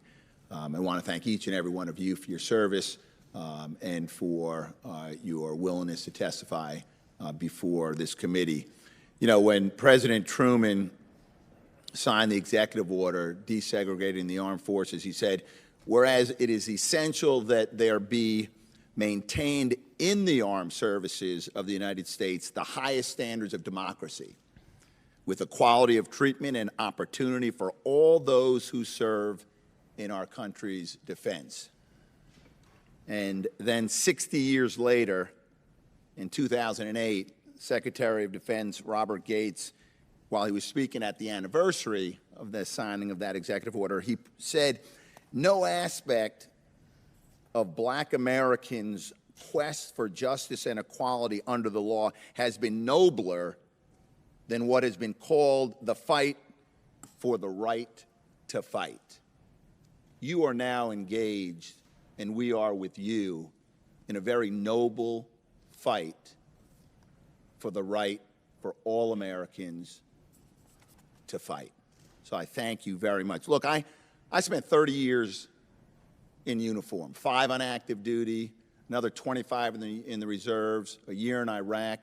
I served with the most patriotic men and women from all 4 corners of this country, straight and gay, Black and white, all faiths, all races, all 4 corners of this country. We knew each other.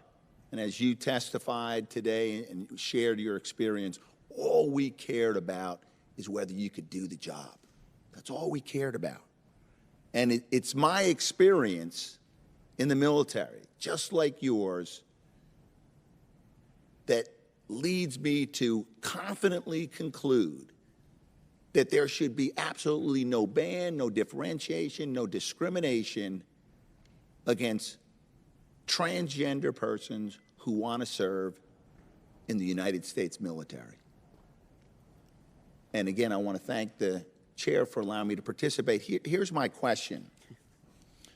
Based on your experience, particularly as you talked about your peers and the reaction from your peers, and also considering that I think all of you served before 2016 as well as after 2016, given that all 5 military chiefs, including the next chairman of the Joint Chiefs, says that transgender service members have not had any effect on readiness, and that 57 retired flag officers say that if you ban transgender service, you'll actually degrade military readiness.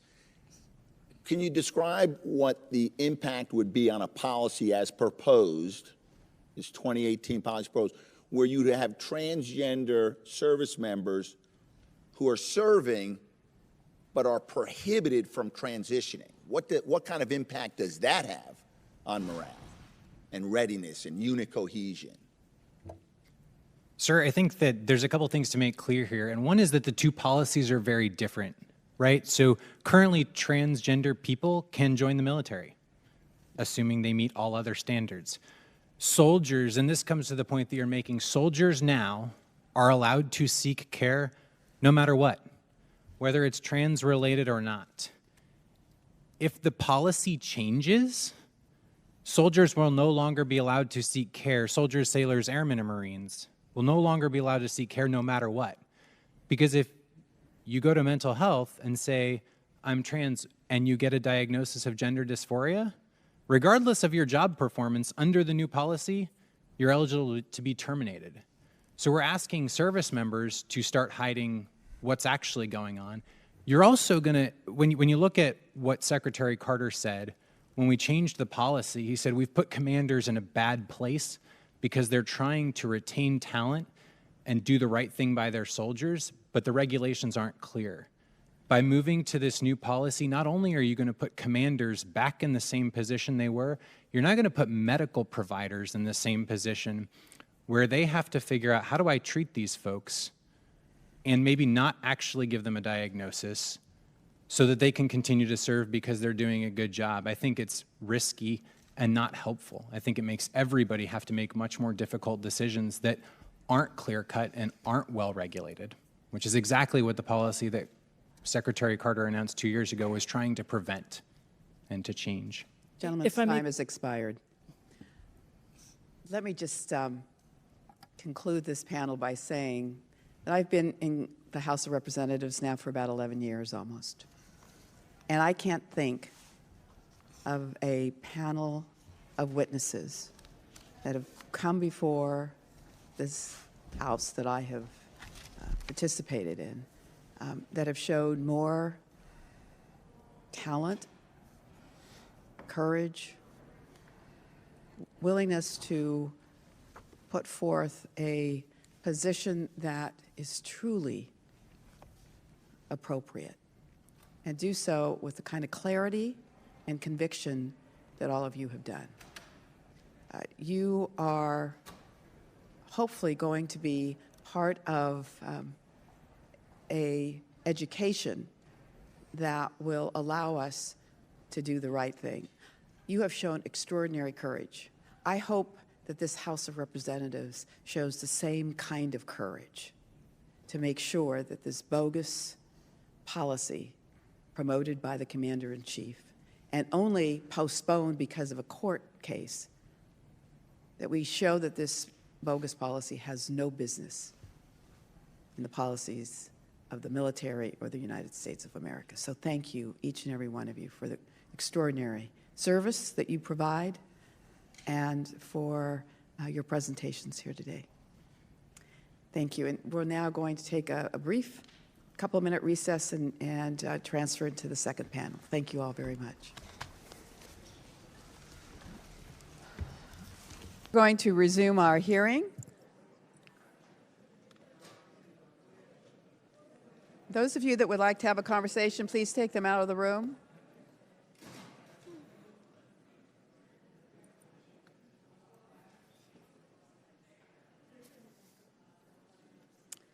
I'd like to welcome our second witness panel.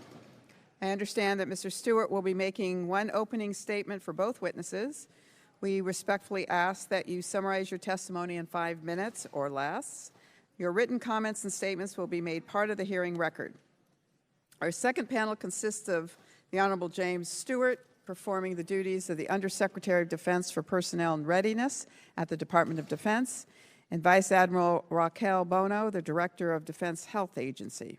With that, Mr. Stewart, you can begin. Chairman Spear, Ranking Member Kelly, and members of the subcommittee, I appreciate the opportunity to discuss the important issue of military service by transgender individuals. Prior to being confirmed as the Assistant Secretary of Defense for Manpower and Reserve Affairs, I served for 37 years in the active and reserve components of the United States Air Force and retired as a Major General. As both a service member and a senior civilian official of the Department of Defense, I have greatly appreciated the work of this committee in support of the men and women of the United States military. Until recently, department policy and practice precluded the accession and retention of transgender individuals. However, in 2016, the department announced significant changes which made clear that no one could be denied accession or involuntarily discharged from service solely based on gender identity. The 2016 policy allowed service by transgender individuals without a history of gender dysphoria or transition, if they could meet the standards associated with their biological sex, to include medical fitness, physical fitness, body fat, uniform and grooming, birthing and bathroom standards. The 2016 policy also allowed those with a history of gender dysphoria or transition to join the military in their preferred gender, so long as they were stable for at least 18 months.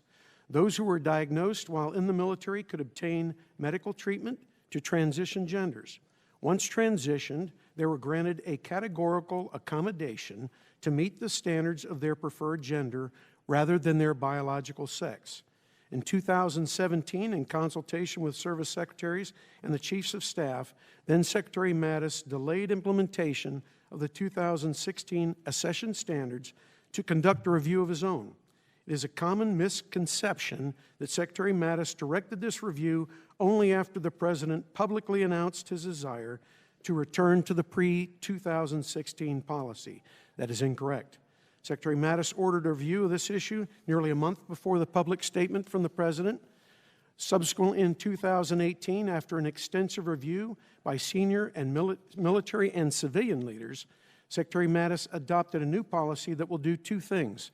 First, it will maintain the 2016 policy of allowing transgender individuals without a history of gender dysphoria or transition to serve if they adhere to all accession, retention, medical standards associated with their biological sex. Second, it will end the policy of categorically providing a special accommodation for an individual with a diagnosis or history of gender dysphoria that requires a transition. Those service members who relied on the 2016 policy for accession or to pursue a gender transition in service will be grandfathered or exempt under the previous policy. the 2018 policy will not apply to them. The fundamental difference between the 16 and 18 policies is that the new policy ends the practice of providing special accommodations for individuals with a history or diagnosis of gender dysphoria and transition-related treatment. Rather, it approaches the condition in the same manner as the department manages any serious medical condition for both accession and retention purposes, ensuring equal application of military standards to all persons, regardless of gender identity. It does not assume that gender transition is a panacea to the condition and that all treatment options are compatible with military service.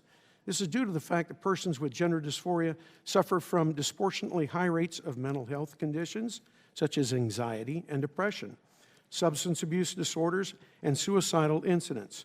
Further, as the department has learned, transition care is highly individualistic and requires sustained medical monitoring and intervention, which can have a direct impact on individual readiness and deployability. As the department's report explained at length, gender transition can lead to substantial periods of deployment unavailability depending on the scope of the treatment.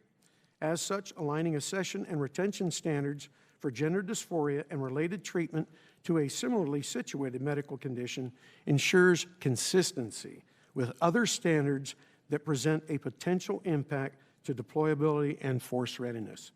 For example, lessons learned from the implementation of 16 indicate that 424 treatment plans reviewed, 91.5% included hormone treatments, which in the case of the Army and Navy is deployment limiting for the first 12 months of treatment. Before I conclude, I would like to address a common criticism levied against the proposed policy. Many have described the policy as a ban on transgender individuals. This characterization is incorrect. To the contrary, the 18 policy, like the 16 policy, prohibits a denial of accession or involuntary separation solely on the basis of gender identity, so long as transgender persons, even those with a history of gender dysphoria, are willing and able to adhere to the standards associated with their biological sex and have not had disqualifying medical treatments, they may serve, and we definitely welcome them. It is important to remember that not all persons who identify as transgender have been diagnosed with or have a history of gender dysphoria. According to the American Psychiatric Association, not all transgender people suffer from gender dysphoria, and that distinction is important to keep in mind. The department's data appears to bear this out. For example, 8,900 active duty service members identify as transgender according to a 2016 DOD survey. Yet, as of 1st of February 2018, only 937 have been diagnosed with gender dysphoria. In proposing a new policy, the department is aware that some former officials and military leaders, along with advocacy groups and certain medical communities of practice, have reached a different judgment on this issue. But as we will discuss today, the realities associated with a medical condition called gender dysphoria and the accommodations required for that gender transition in the military are far more complicated than we may assume. This has certainly been the department's experience with the 2016 policy. As a consequence, the department has concluded, based on its best military judgment, that sustaining the 2016 policy for the long term would degrade military effectiveness and that adjustments were needed in the 18 policy. As new data becomes All right, Mr. Stewart, available, you've exceeded your time ma'am. by about 2 minutes, so can you wrap up, please? Yes, ma'am, I sure can. As new data becomes available that better informs our assessment risks, the department is committed to reviewing that data in depth, as it does with all other situations like this condition, to inform our future policy considerations. And, Ms. Chairman, thank you very much for your time. All right, Mr. Kelly. Thank you, Madam Chairman. And Mr. Stewart, could you describe the research that went into developing the MATIS policy? So the research that was done, basically, if you looked at the materials that we provided you, we had the service secretaries, and we had all of the vice service chiefs take a look at this particular issue. We had outside medical experts along with military experts, all basically provided information associated with this issue. And thank you. And is just this is kind of a joint question, so I'll answer them both together. Is the MADIS policy a ban? And we had one of the witnesses testified earlier that said you couldn't temporarily transfer to go to school or be promoted or change branches or those things or be commissioned. Are those things true? So is it a ban, and is the statement that you cannot, the people who are grandfathered in can't transfer between branches and those things, is that correct under the MADIS policy? So the D.C. Circuit Court of Appeals determined that it's not a ban on transgender persons serving in the military. So that's the first thing. The second question, sir? The second question, one of the witnesses testified that you couldn't be commissioned from the green to gold, you couldn't transfer to a temporary school that's outside and come back in if you were grandfathered in. Is that in fact the case, or be promoted? You are grandfathered under the current 2018 policy. Everyone that is currently has a diagnosis of gender dysphoria will be brought in, and they will be grandfathered. And Vice Admiral Bono, could you explain some of the comorbidities that are associated with gender dysphoria? Yes, sir. Thank you. So the comorbidities that we've seen associated with gender dysphoria are typically depression, suicidal ideation, and anxiety. And then these are real short answer questions. What is the average period of non-deployability for a service member undergoing gender reassignment? So it depends on the types of procedures they've had. For some of the, as you heard some of the panelists talk about, the recovery time was very quick, sometimes just a few weeks, from 4 to 6, and sometimes 8 weeks. With some of the more extensive surgery, that can go from 3 to 6 months. And then, Mr. Stewart, final question. How often does the Department of Defense review medical and behavioral health accession and retention standards, and what is the process for this review? Okay, every 2 years, well, actually every 4 years, but for this particular instance, we'll be reviewing it every 2 years. And what we do is basically look at data associated with those individuals that have gender dysphoria, and we'll basically, if we need to, make adjustments at that time. And Madam Chairman, thank the witnesses for being here, and I yield. Thank you, Mr. Kelly. You know, I'm truly astonished by your presentations, I must say. You've just had the opportunity to listen to 5 transgender service members, 10, 15 years, many of them leaders, many of them deployed multiple times. And can you honestly tell us that their service is any less valuable than those of their peers? I don't think anyone's questioning their service, ma'am. Well, but by virtue of having this policy, you're questioning the ability of transgender persons to serve.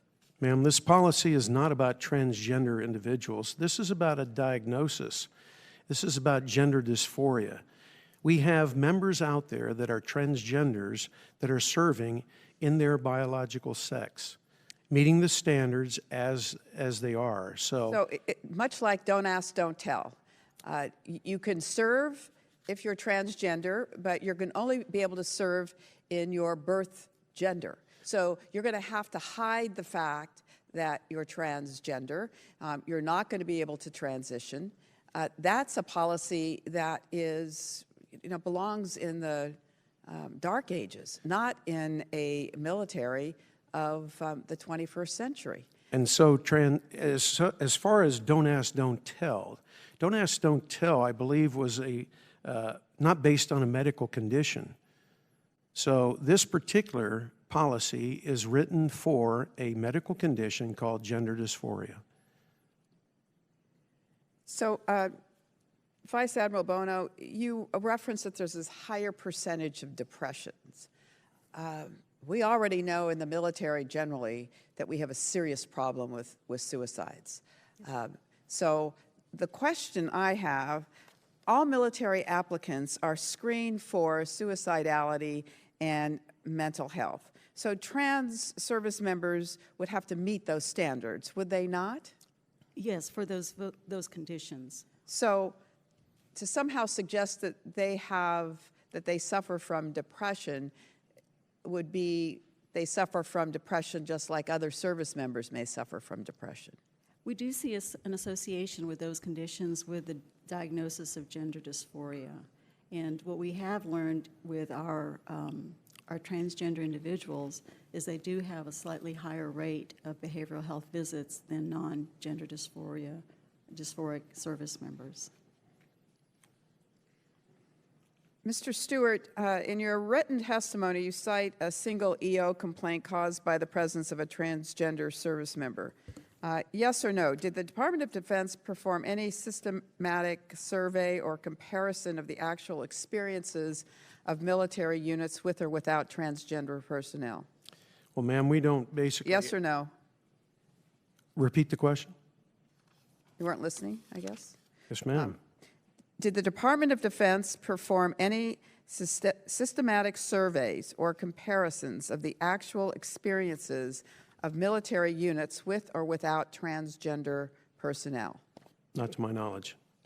Yes or no? Are you aware that the chairman of the Joint Chiefs of Staff and all 4 service chiefs testified to Congress last year that there were no, I repeat, no issues related to cohesion, discipline, or morale due to open transgender service?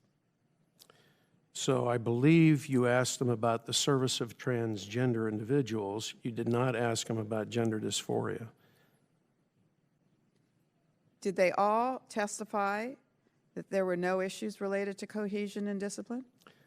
Since we don't track transgender individuals, it would be tough for them to determine whether this particular situation that we're talking about with a medical condition would apply. Have you conducted a study on how many of the commanders of the over 14,700 estimated transgender service members have faced issues of readiness or unit cohesion? Not to my knowledge. You have not. Do commanders at all levels have to constantly deal with medical readiness issues and unit cohesion challenges? Yes, they do. Transgender service members have been serving openly and deploying for the last 2.5 years. Many medical conditions such as pregnancy, gallbladder disease, appendicitis, broken bones make service members temporarily non-deployable. Is that correct? That is correct. And if you are pregnant, there is evidently a 16-month period in which you are not deployable? I couldn't answer that, Admiral Bono. That's correct. That's correct. So why is the issue of temporary non-deployability of trans service members seen as something different than that of any other service member with a particular condition? So the information that we have is that time off or the time away from duty for the Army was about 167 days. For the Air Force, it was about 159. We provide common standards that promote fairness. You just heard testimony today from each of the 5 service members that their time off was de minimis. Many of them did it during holiday breaks, vacation time, 7 weeks, 2 weeks. I mean, that does not reflect the experiences that you're suggesting. No, ma'am, and basically we had a panel of experts take a look at this, and this is what they came up with. Well, did they talk to these 5 persons? I'm sure they did, but I don't know. I wasn't around during that time frame. All right.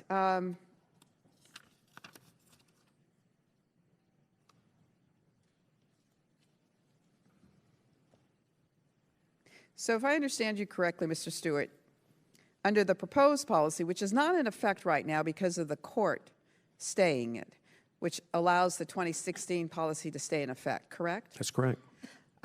But under the new proposed policy, individuals who had gender dysphoria, transition genders, and no longer have dysphoria would not be able to join the military. Is that right? That's correct. Doesn't that sound like a ban for transgender service? No, ma'am. What it does Sounds sound like like that to is me. that basically we are being consistent in our handling of a medical condition. the reference to a year for hormone therapy, Vice Admiral Bono, according to the testimony by the expert medical professional, he suggested that it was much less than the 1 year that the military is suggesting. Can you speak to that? Yes, ma'am. Thank you. So when we put together the original clinical guidelines, we were using, at the time, the Endocrine Society's recommendations. This is a very quickly evolving field of care, and so it is very possible that other experience now shows that it can be compressed and shorter than a year. And as Mr. Stewart mentioned, this would be one of those aspects that we would review as we looked at this. So when might you do that? We'll probably do it every 2 years, ma'am, is when we go ahead and review policies. So when was the last policy, 2018? Yes, ma'am. So it would be 2020? Yes, ma'am. All right. Ms. Trahan? Thank you, Madam Chair. Mr. Stewart, I'm going to be quick because I have a lot to cover in my 5 minutes. First, thank you for your service. Appreciate you being here today. Before this assignment, you were an Air Force Major General. You logged 4,700 hours of flight time in your 37 years in active duty and in the reserves. I'm sure the Air Force invested a lot in you, and it paid off. Do you know the total cost of training a combat-ready pilot today? No. The cost to train a single fifth-generation fighter pilot is approximately $11 million today, and I'm sure you're aware of the stunning pilot shortage that we have.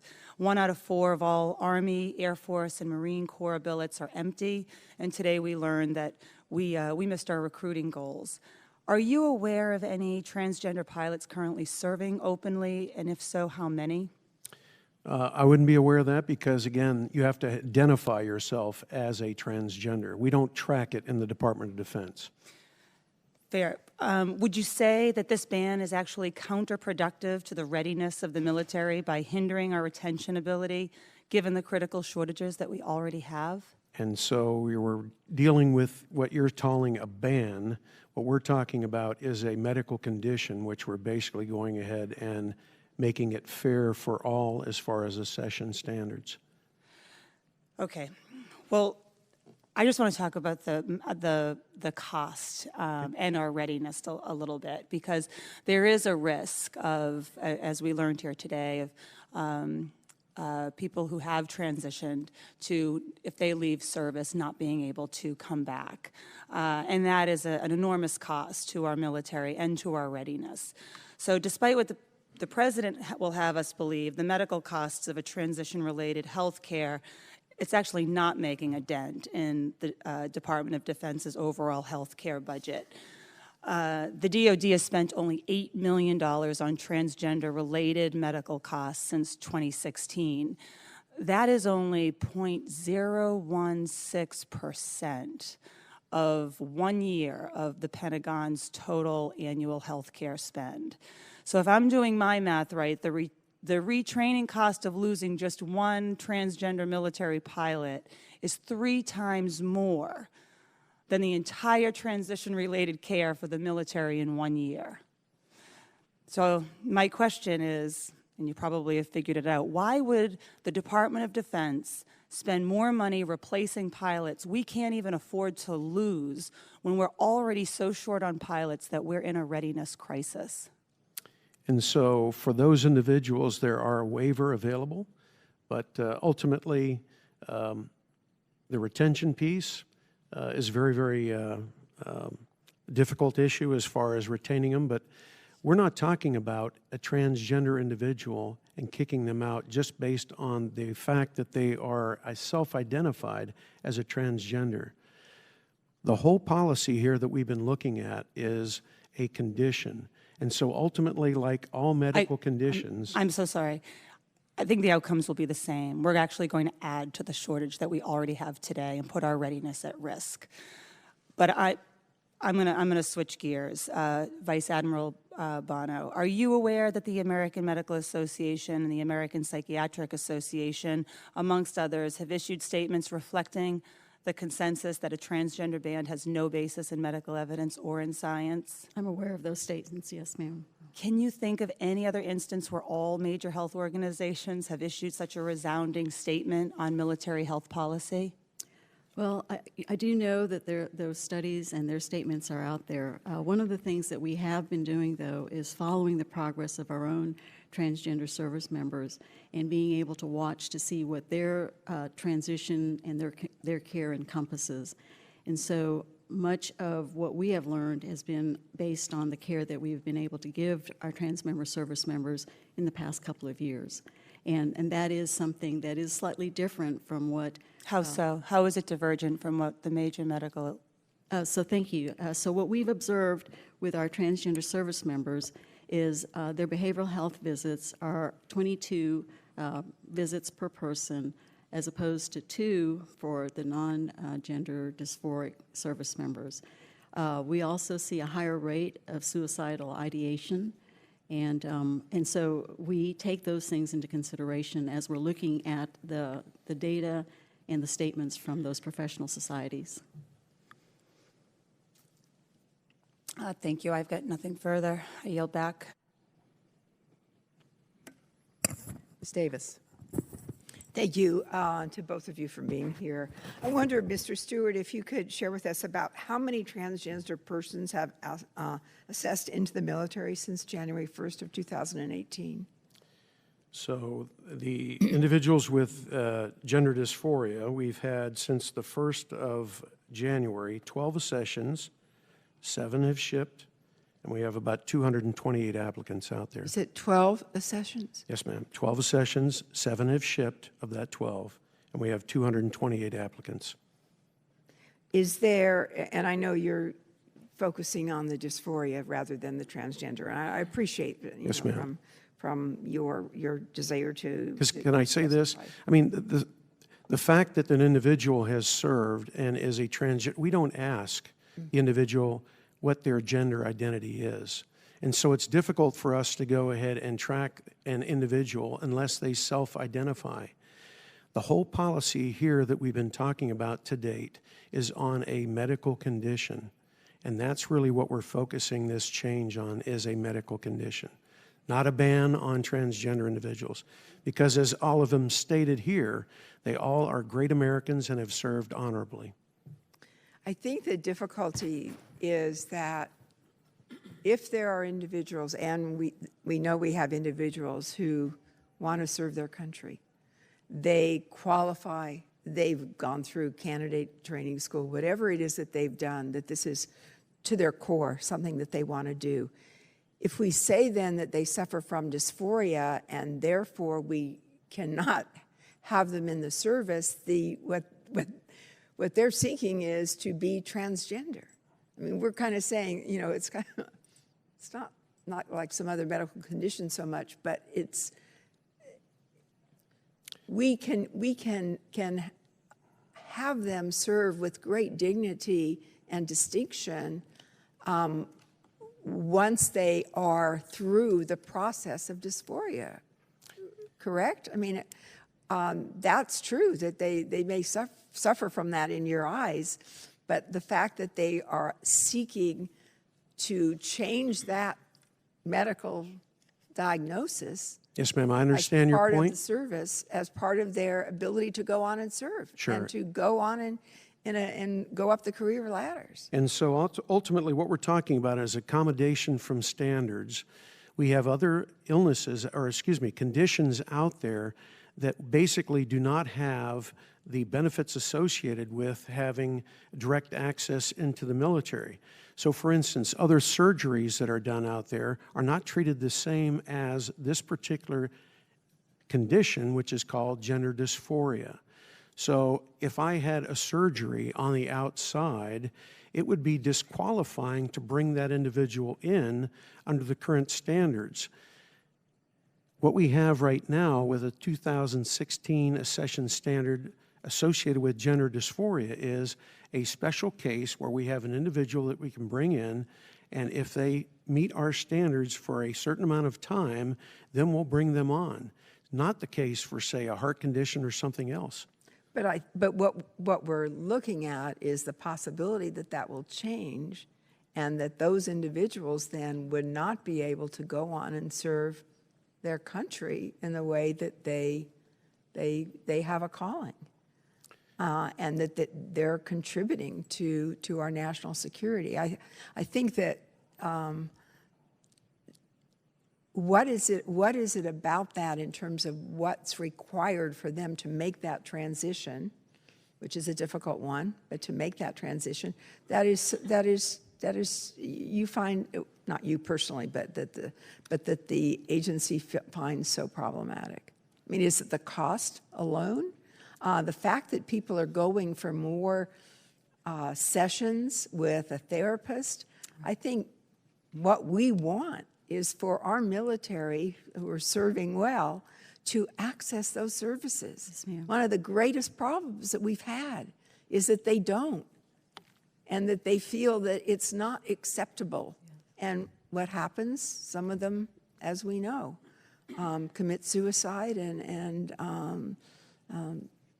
their families are affected so greatly by that. So I think that there is this disconnect that we're talking about, where if we could see that as a transition, that it is not unlike some other possibilities that people bring to the service, that we would have the benefit of their service.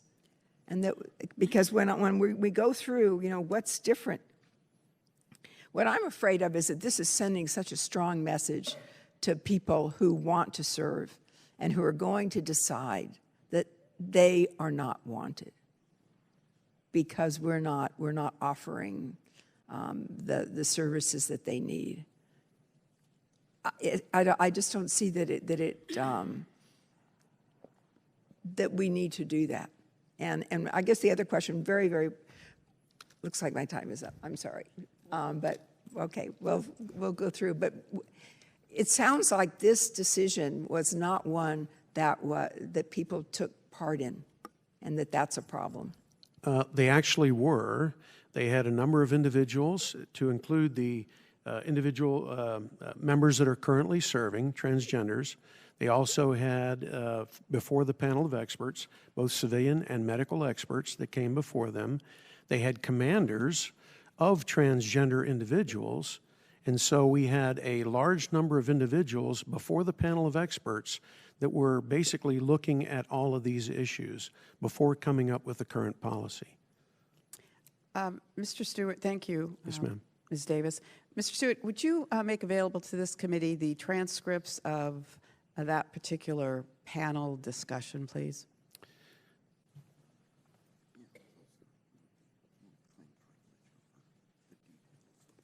So as you know, we have current litigation going on right now. So would that be deliberative process? Okay. Because I have a legal expert here with me to make sure that we don't mess up our case, which is currently in the courts. As I understand it, deliberative process privilege is what I'm being told in the back. Maybe you can ask your legal expert to come forward and join you there for a moment. If Sure. you're making, if you have to make your, through discovery, don't you have to make your information available to the other side? Yes, there's a requirement if we are in discovery in the litigation. We have the Department of Justice, on behalf of the Department of Defense, has invoked privilege, the deliberative process privilege, over the details of the materials that were presented to the panel of experts. There's general information that's made available in the DOD report, but the specifics of who recommended what, you can redact the names. Invoked privilege. I think that, well, you're invoking a privilege, but has the court upheld it? No, it's currently being litigated. That's being litigated. All right. Presuming that you lose in that regard, and that information becomes available to the other side in discovery, then you should be in a position to make it available to this committee. That's been our position. All right, and you will do so, I presume, once that decision is made, if it's made in favor of the plaintiffs in the case? Again, we're represented by the Department of Justice, and they would All right, make we'll that know where to ultimate go. call. Let me just make a couple of points. As I understand it, and this is for you, Vice Admiral Bono, right now it is required that trans service members meet weekly with a therapist. Is that correct? Whether they need it or not? I'm not aware of the treatment plans for each of the transgender service members who are diagnosed with gender dysphoria. Well, that's what I'm being told, that they are required to meet weekly with a therapist, and in some respects, experts are saying that that's likely overprescription. I'm sorry, ma'am. Maybe could you look into that Yes, for us ma'am, and of report course. back? And then I'm also being told that gender dysphoria is treated like other highly treatable conditions. There's post-op, patients are stable and able to serve according to the American Medical Association and the American Psychiatric Association. Yes, ma'am. That is the case. Yes, ma'am. The additional thing for our service members, however, is that after they've undergone any kind of treatment, there's always a medical assessment to make sure that they're fit for full duty. And so we follow all the clinical guidelines from all the different societies that oversee these types of surgeries or any type of the surgeries and treatments, because part of the treatment is also non-surgical. But then our additional assessment for military service members, regardless if they're transgender individuals or not, is to make sure that they're completely fit for full duty. So I think the concern that many of us have is that if you're going to put a subsequent layer of assessment that is subjective, it could easily be twisted in a manner that could allow for the decision to be made to discharge individuals because they don't meet the subsequent review, in addition to what the AMA and APA suggest after surgery. Maybe I'm not making myself clear. If a patient has this transition surgery, yes, ma'am, and they're stable and are allowed to return to active duty, and those guidelines are followed that are available through the American Medical Association. What you're saying is, in addition to that, you do yet another assessment to see if they're...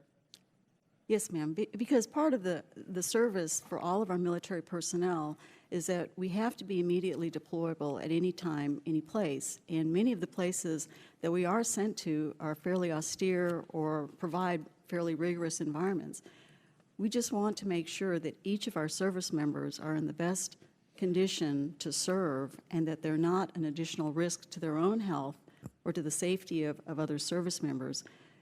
Generally, the guidelines, the clinical guidelines that we follow with the AMA or any other society for a particular procedure, generally that already meets the bar of being fit for full duty. What we then take into consideration is whether or not they'll be deploying to places where we may not have all of the medical capability or all of the behavioral health capability to continue to provide care if that is needed. So our assessment really for fitness for full duty means that they'll be able to be deployed without any need for additional care.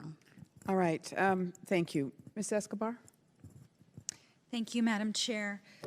Mr. Stewart, I'm very curious about this panel, and I realize that there are some restrictions on us being able to see any documentation right away, but can you tell me, were there, to your knowledge, were there any dissenting voices on the panel?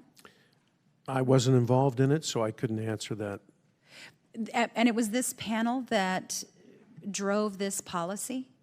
Yes, the panel of experts basically were put together by the Secretary. The Secretary basically got all of these experts together to determine whether, or determine what the policy changes were going to be. Ultimately, the Secretary was concerned about the fact that the implementation of this policy, and so he called together a panel of experts to make sure that we were making sure that we had the right accession policy in place to make sure that it met all of his lethality standards as far as deployment and those kinds of things. So one person, it was the Secretary, made the determination about who would serve on the panel. Is that your understanding? As I understand it, the Secretary basically called it together and basically identified who the individuals were going to be. In the advanced materials that I provided to you on page 18, we'll go ahead and give you a really descriptive idea of the panel of experts itself. If you turn to it, it'll actually point out to you that the panel consisted of the undersecretaries of the military departments, the Armed Services Vice Chiefs, the Vice Commandant of the Coast Guard, and senior enlisted advisors chaired by, at that time, the performing the duties for the Undersecretary of Defense for Personnel Readiness. And all those individuals work for the Secretary of Defense? That's correct. Okay. So the Secretary's subordinates were given direction by the Secretary, I'm assuming? That's true. Okay. In your testimony, the written testimony on page 2, you state, those who were diagnosed with transsexualism while in service would generally be discharged, although typically because they suffered from associated medical conditions such as depression or anxiety that were also a basis for separation. Are depression and anxiety treatable? They are. Yes, ma'am. Okay. Can you describe what medical rationale might have gone into this decision? I would defer to the Admiral on the medical side. Thank you.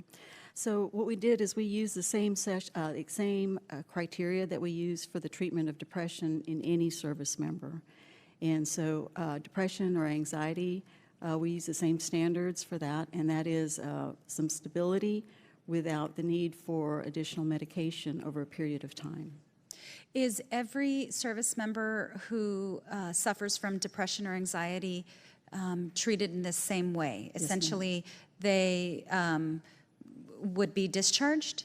Oh, no, ma'am, not in that same way. They're treated in the same way in that they are evaluated and then a treatment plan. And then for each service member being able to be stable from that diagnosis, then they're allowed to continue their service. But someone who suffers from the condition, gender dysphoria, would be treated differently, in the sense that the consequences for their depression and anxiety would mean that they would get a different outcome. So I believe in the new policy, what we're looking at is that there would be a period of stability of 36 months if they did have that the diagnosis of gender dysphoria. So if they did receive treatment and they were stable for 36 months, then they would be considered for accession. Has there been any evidence of any difficulties in service for transgender servicemen or servicewomen? So since we don't really track whether they're a transgender, I mean, that's a self-identified condition. So in other words, the only thing that we're basically looking at here is gender dysphoria. We don't track whether a service member is identified or self-identified as a transgender individual. So tracking in the Department of Defense, we don't do that. Well, if the individuals before us today were any indication of the caliber of service member, we are really losing out on an incredibly talented group of patriots. I have one last can I question answer that? Because so, I have yes, my ma'am. time's Go running ahead. out. Sorry. How is this not discrimination? We are looking at a condition. We're not looking at discriminating against someone who self-identifies as a transgender individual. I'm out of time. Thank you. Mr. Brown? Thank you. Would you please define briefly gender dysphoria?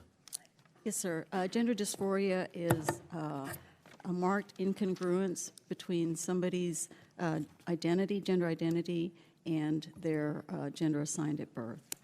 Right, and you said incongruity? Yes, sir. And what does that mean?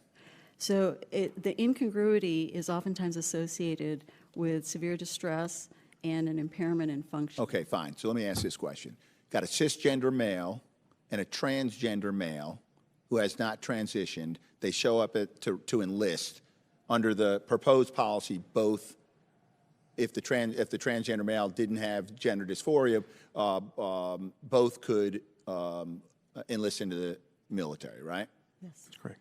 Now, if three people show up, cisgender, transgender, who has undergone transition shows up, can the third person, the transgender male who has undergone transition, can they enlist under the proposed policy? No. That's the ban. That is the ban. Now, hold on.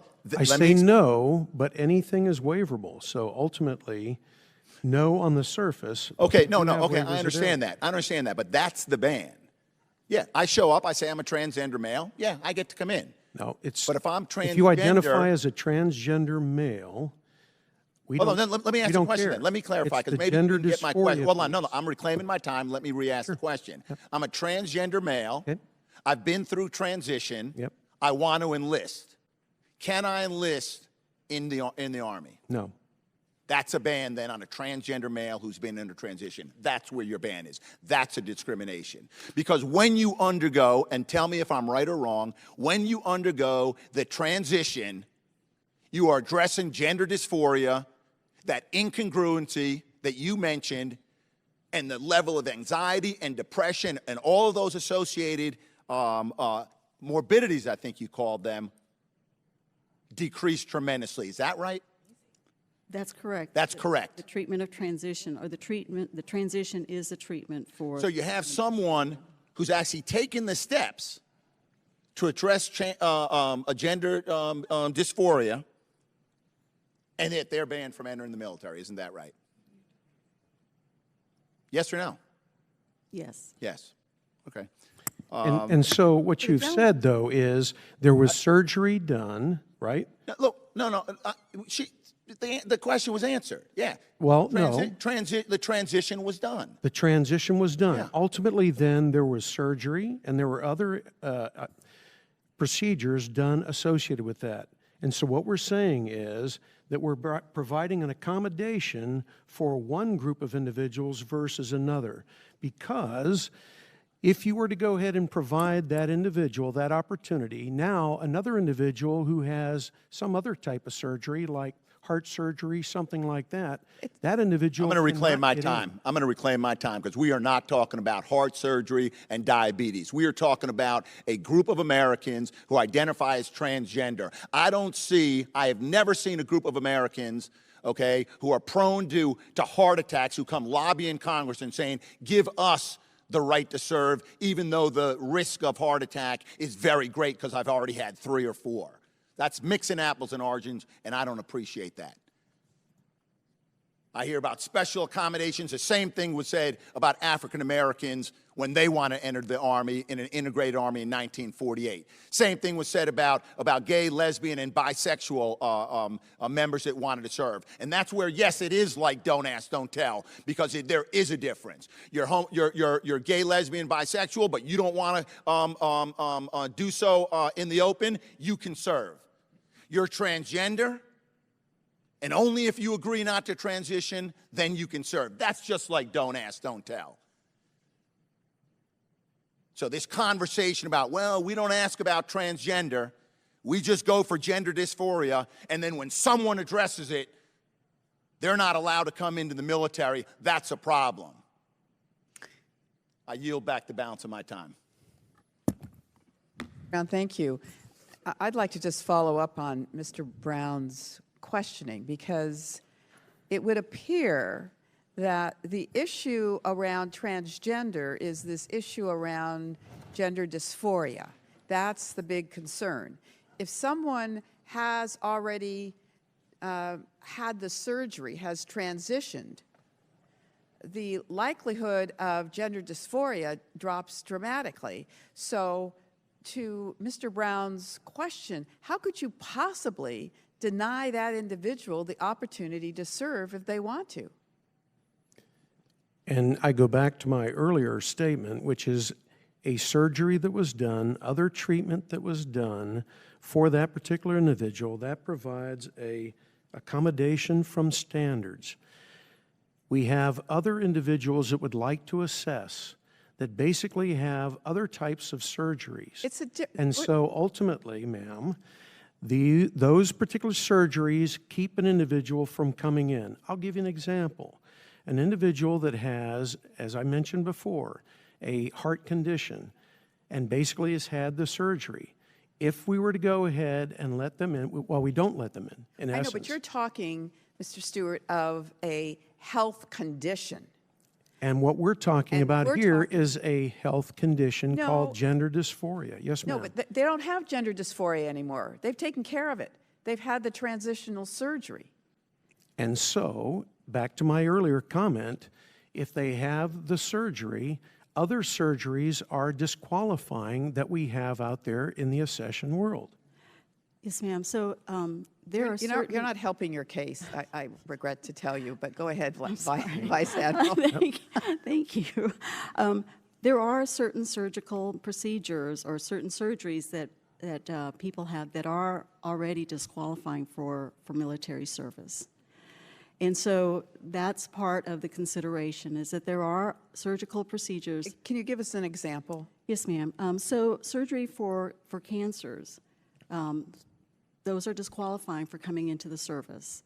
We do know that even though somebody may have had a cancer diagnosis and they successfully have the surgery which cures their cancer and they are in remission, by virtue of the fact that they've had that diagnosis and the surgery, they're disqualified for military service.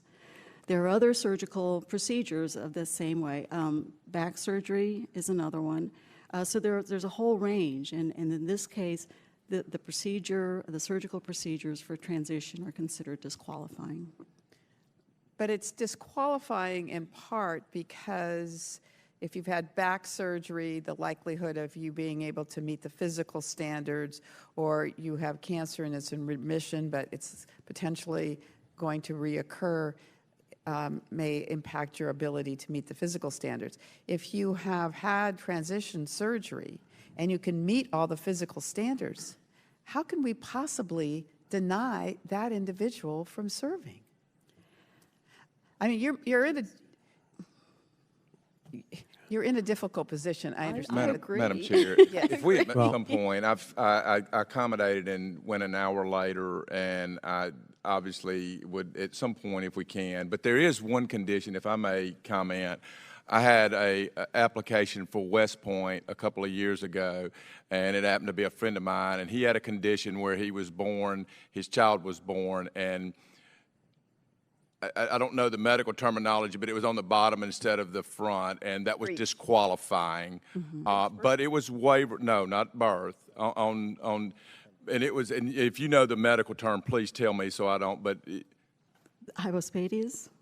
Yeah, and it was disqualifying, but there's a waiver for that process, like there are any medical processes, diabetes or scoliosis or flat feet or sleep apnea, a list of conditions which are disqualifying from entry, but there's a waiver for those if you can show that you are completely recovered. Is that correct, Vice Admiral Bono? Yes, sir, that's correct. All right. Is there any further questions? No. All right. We want to thank both our witnesses. Thank all of you for attending, and this committee hearing stands adjourned. I just wanted to ask a question. I kind of understand a little bit, and I don't know whether it's a medical condition. I think that's the question, is whether or not it's a medical condition or not. But if it is, then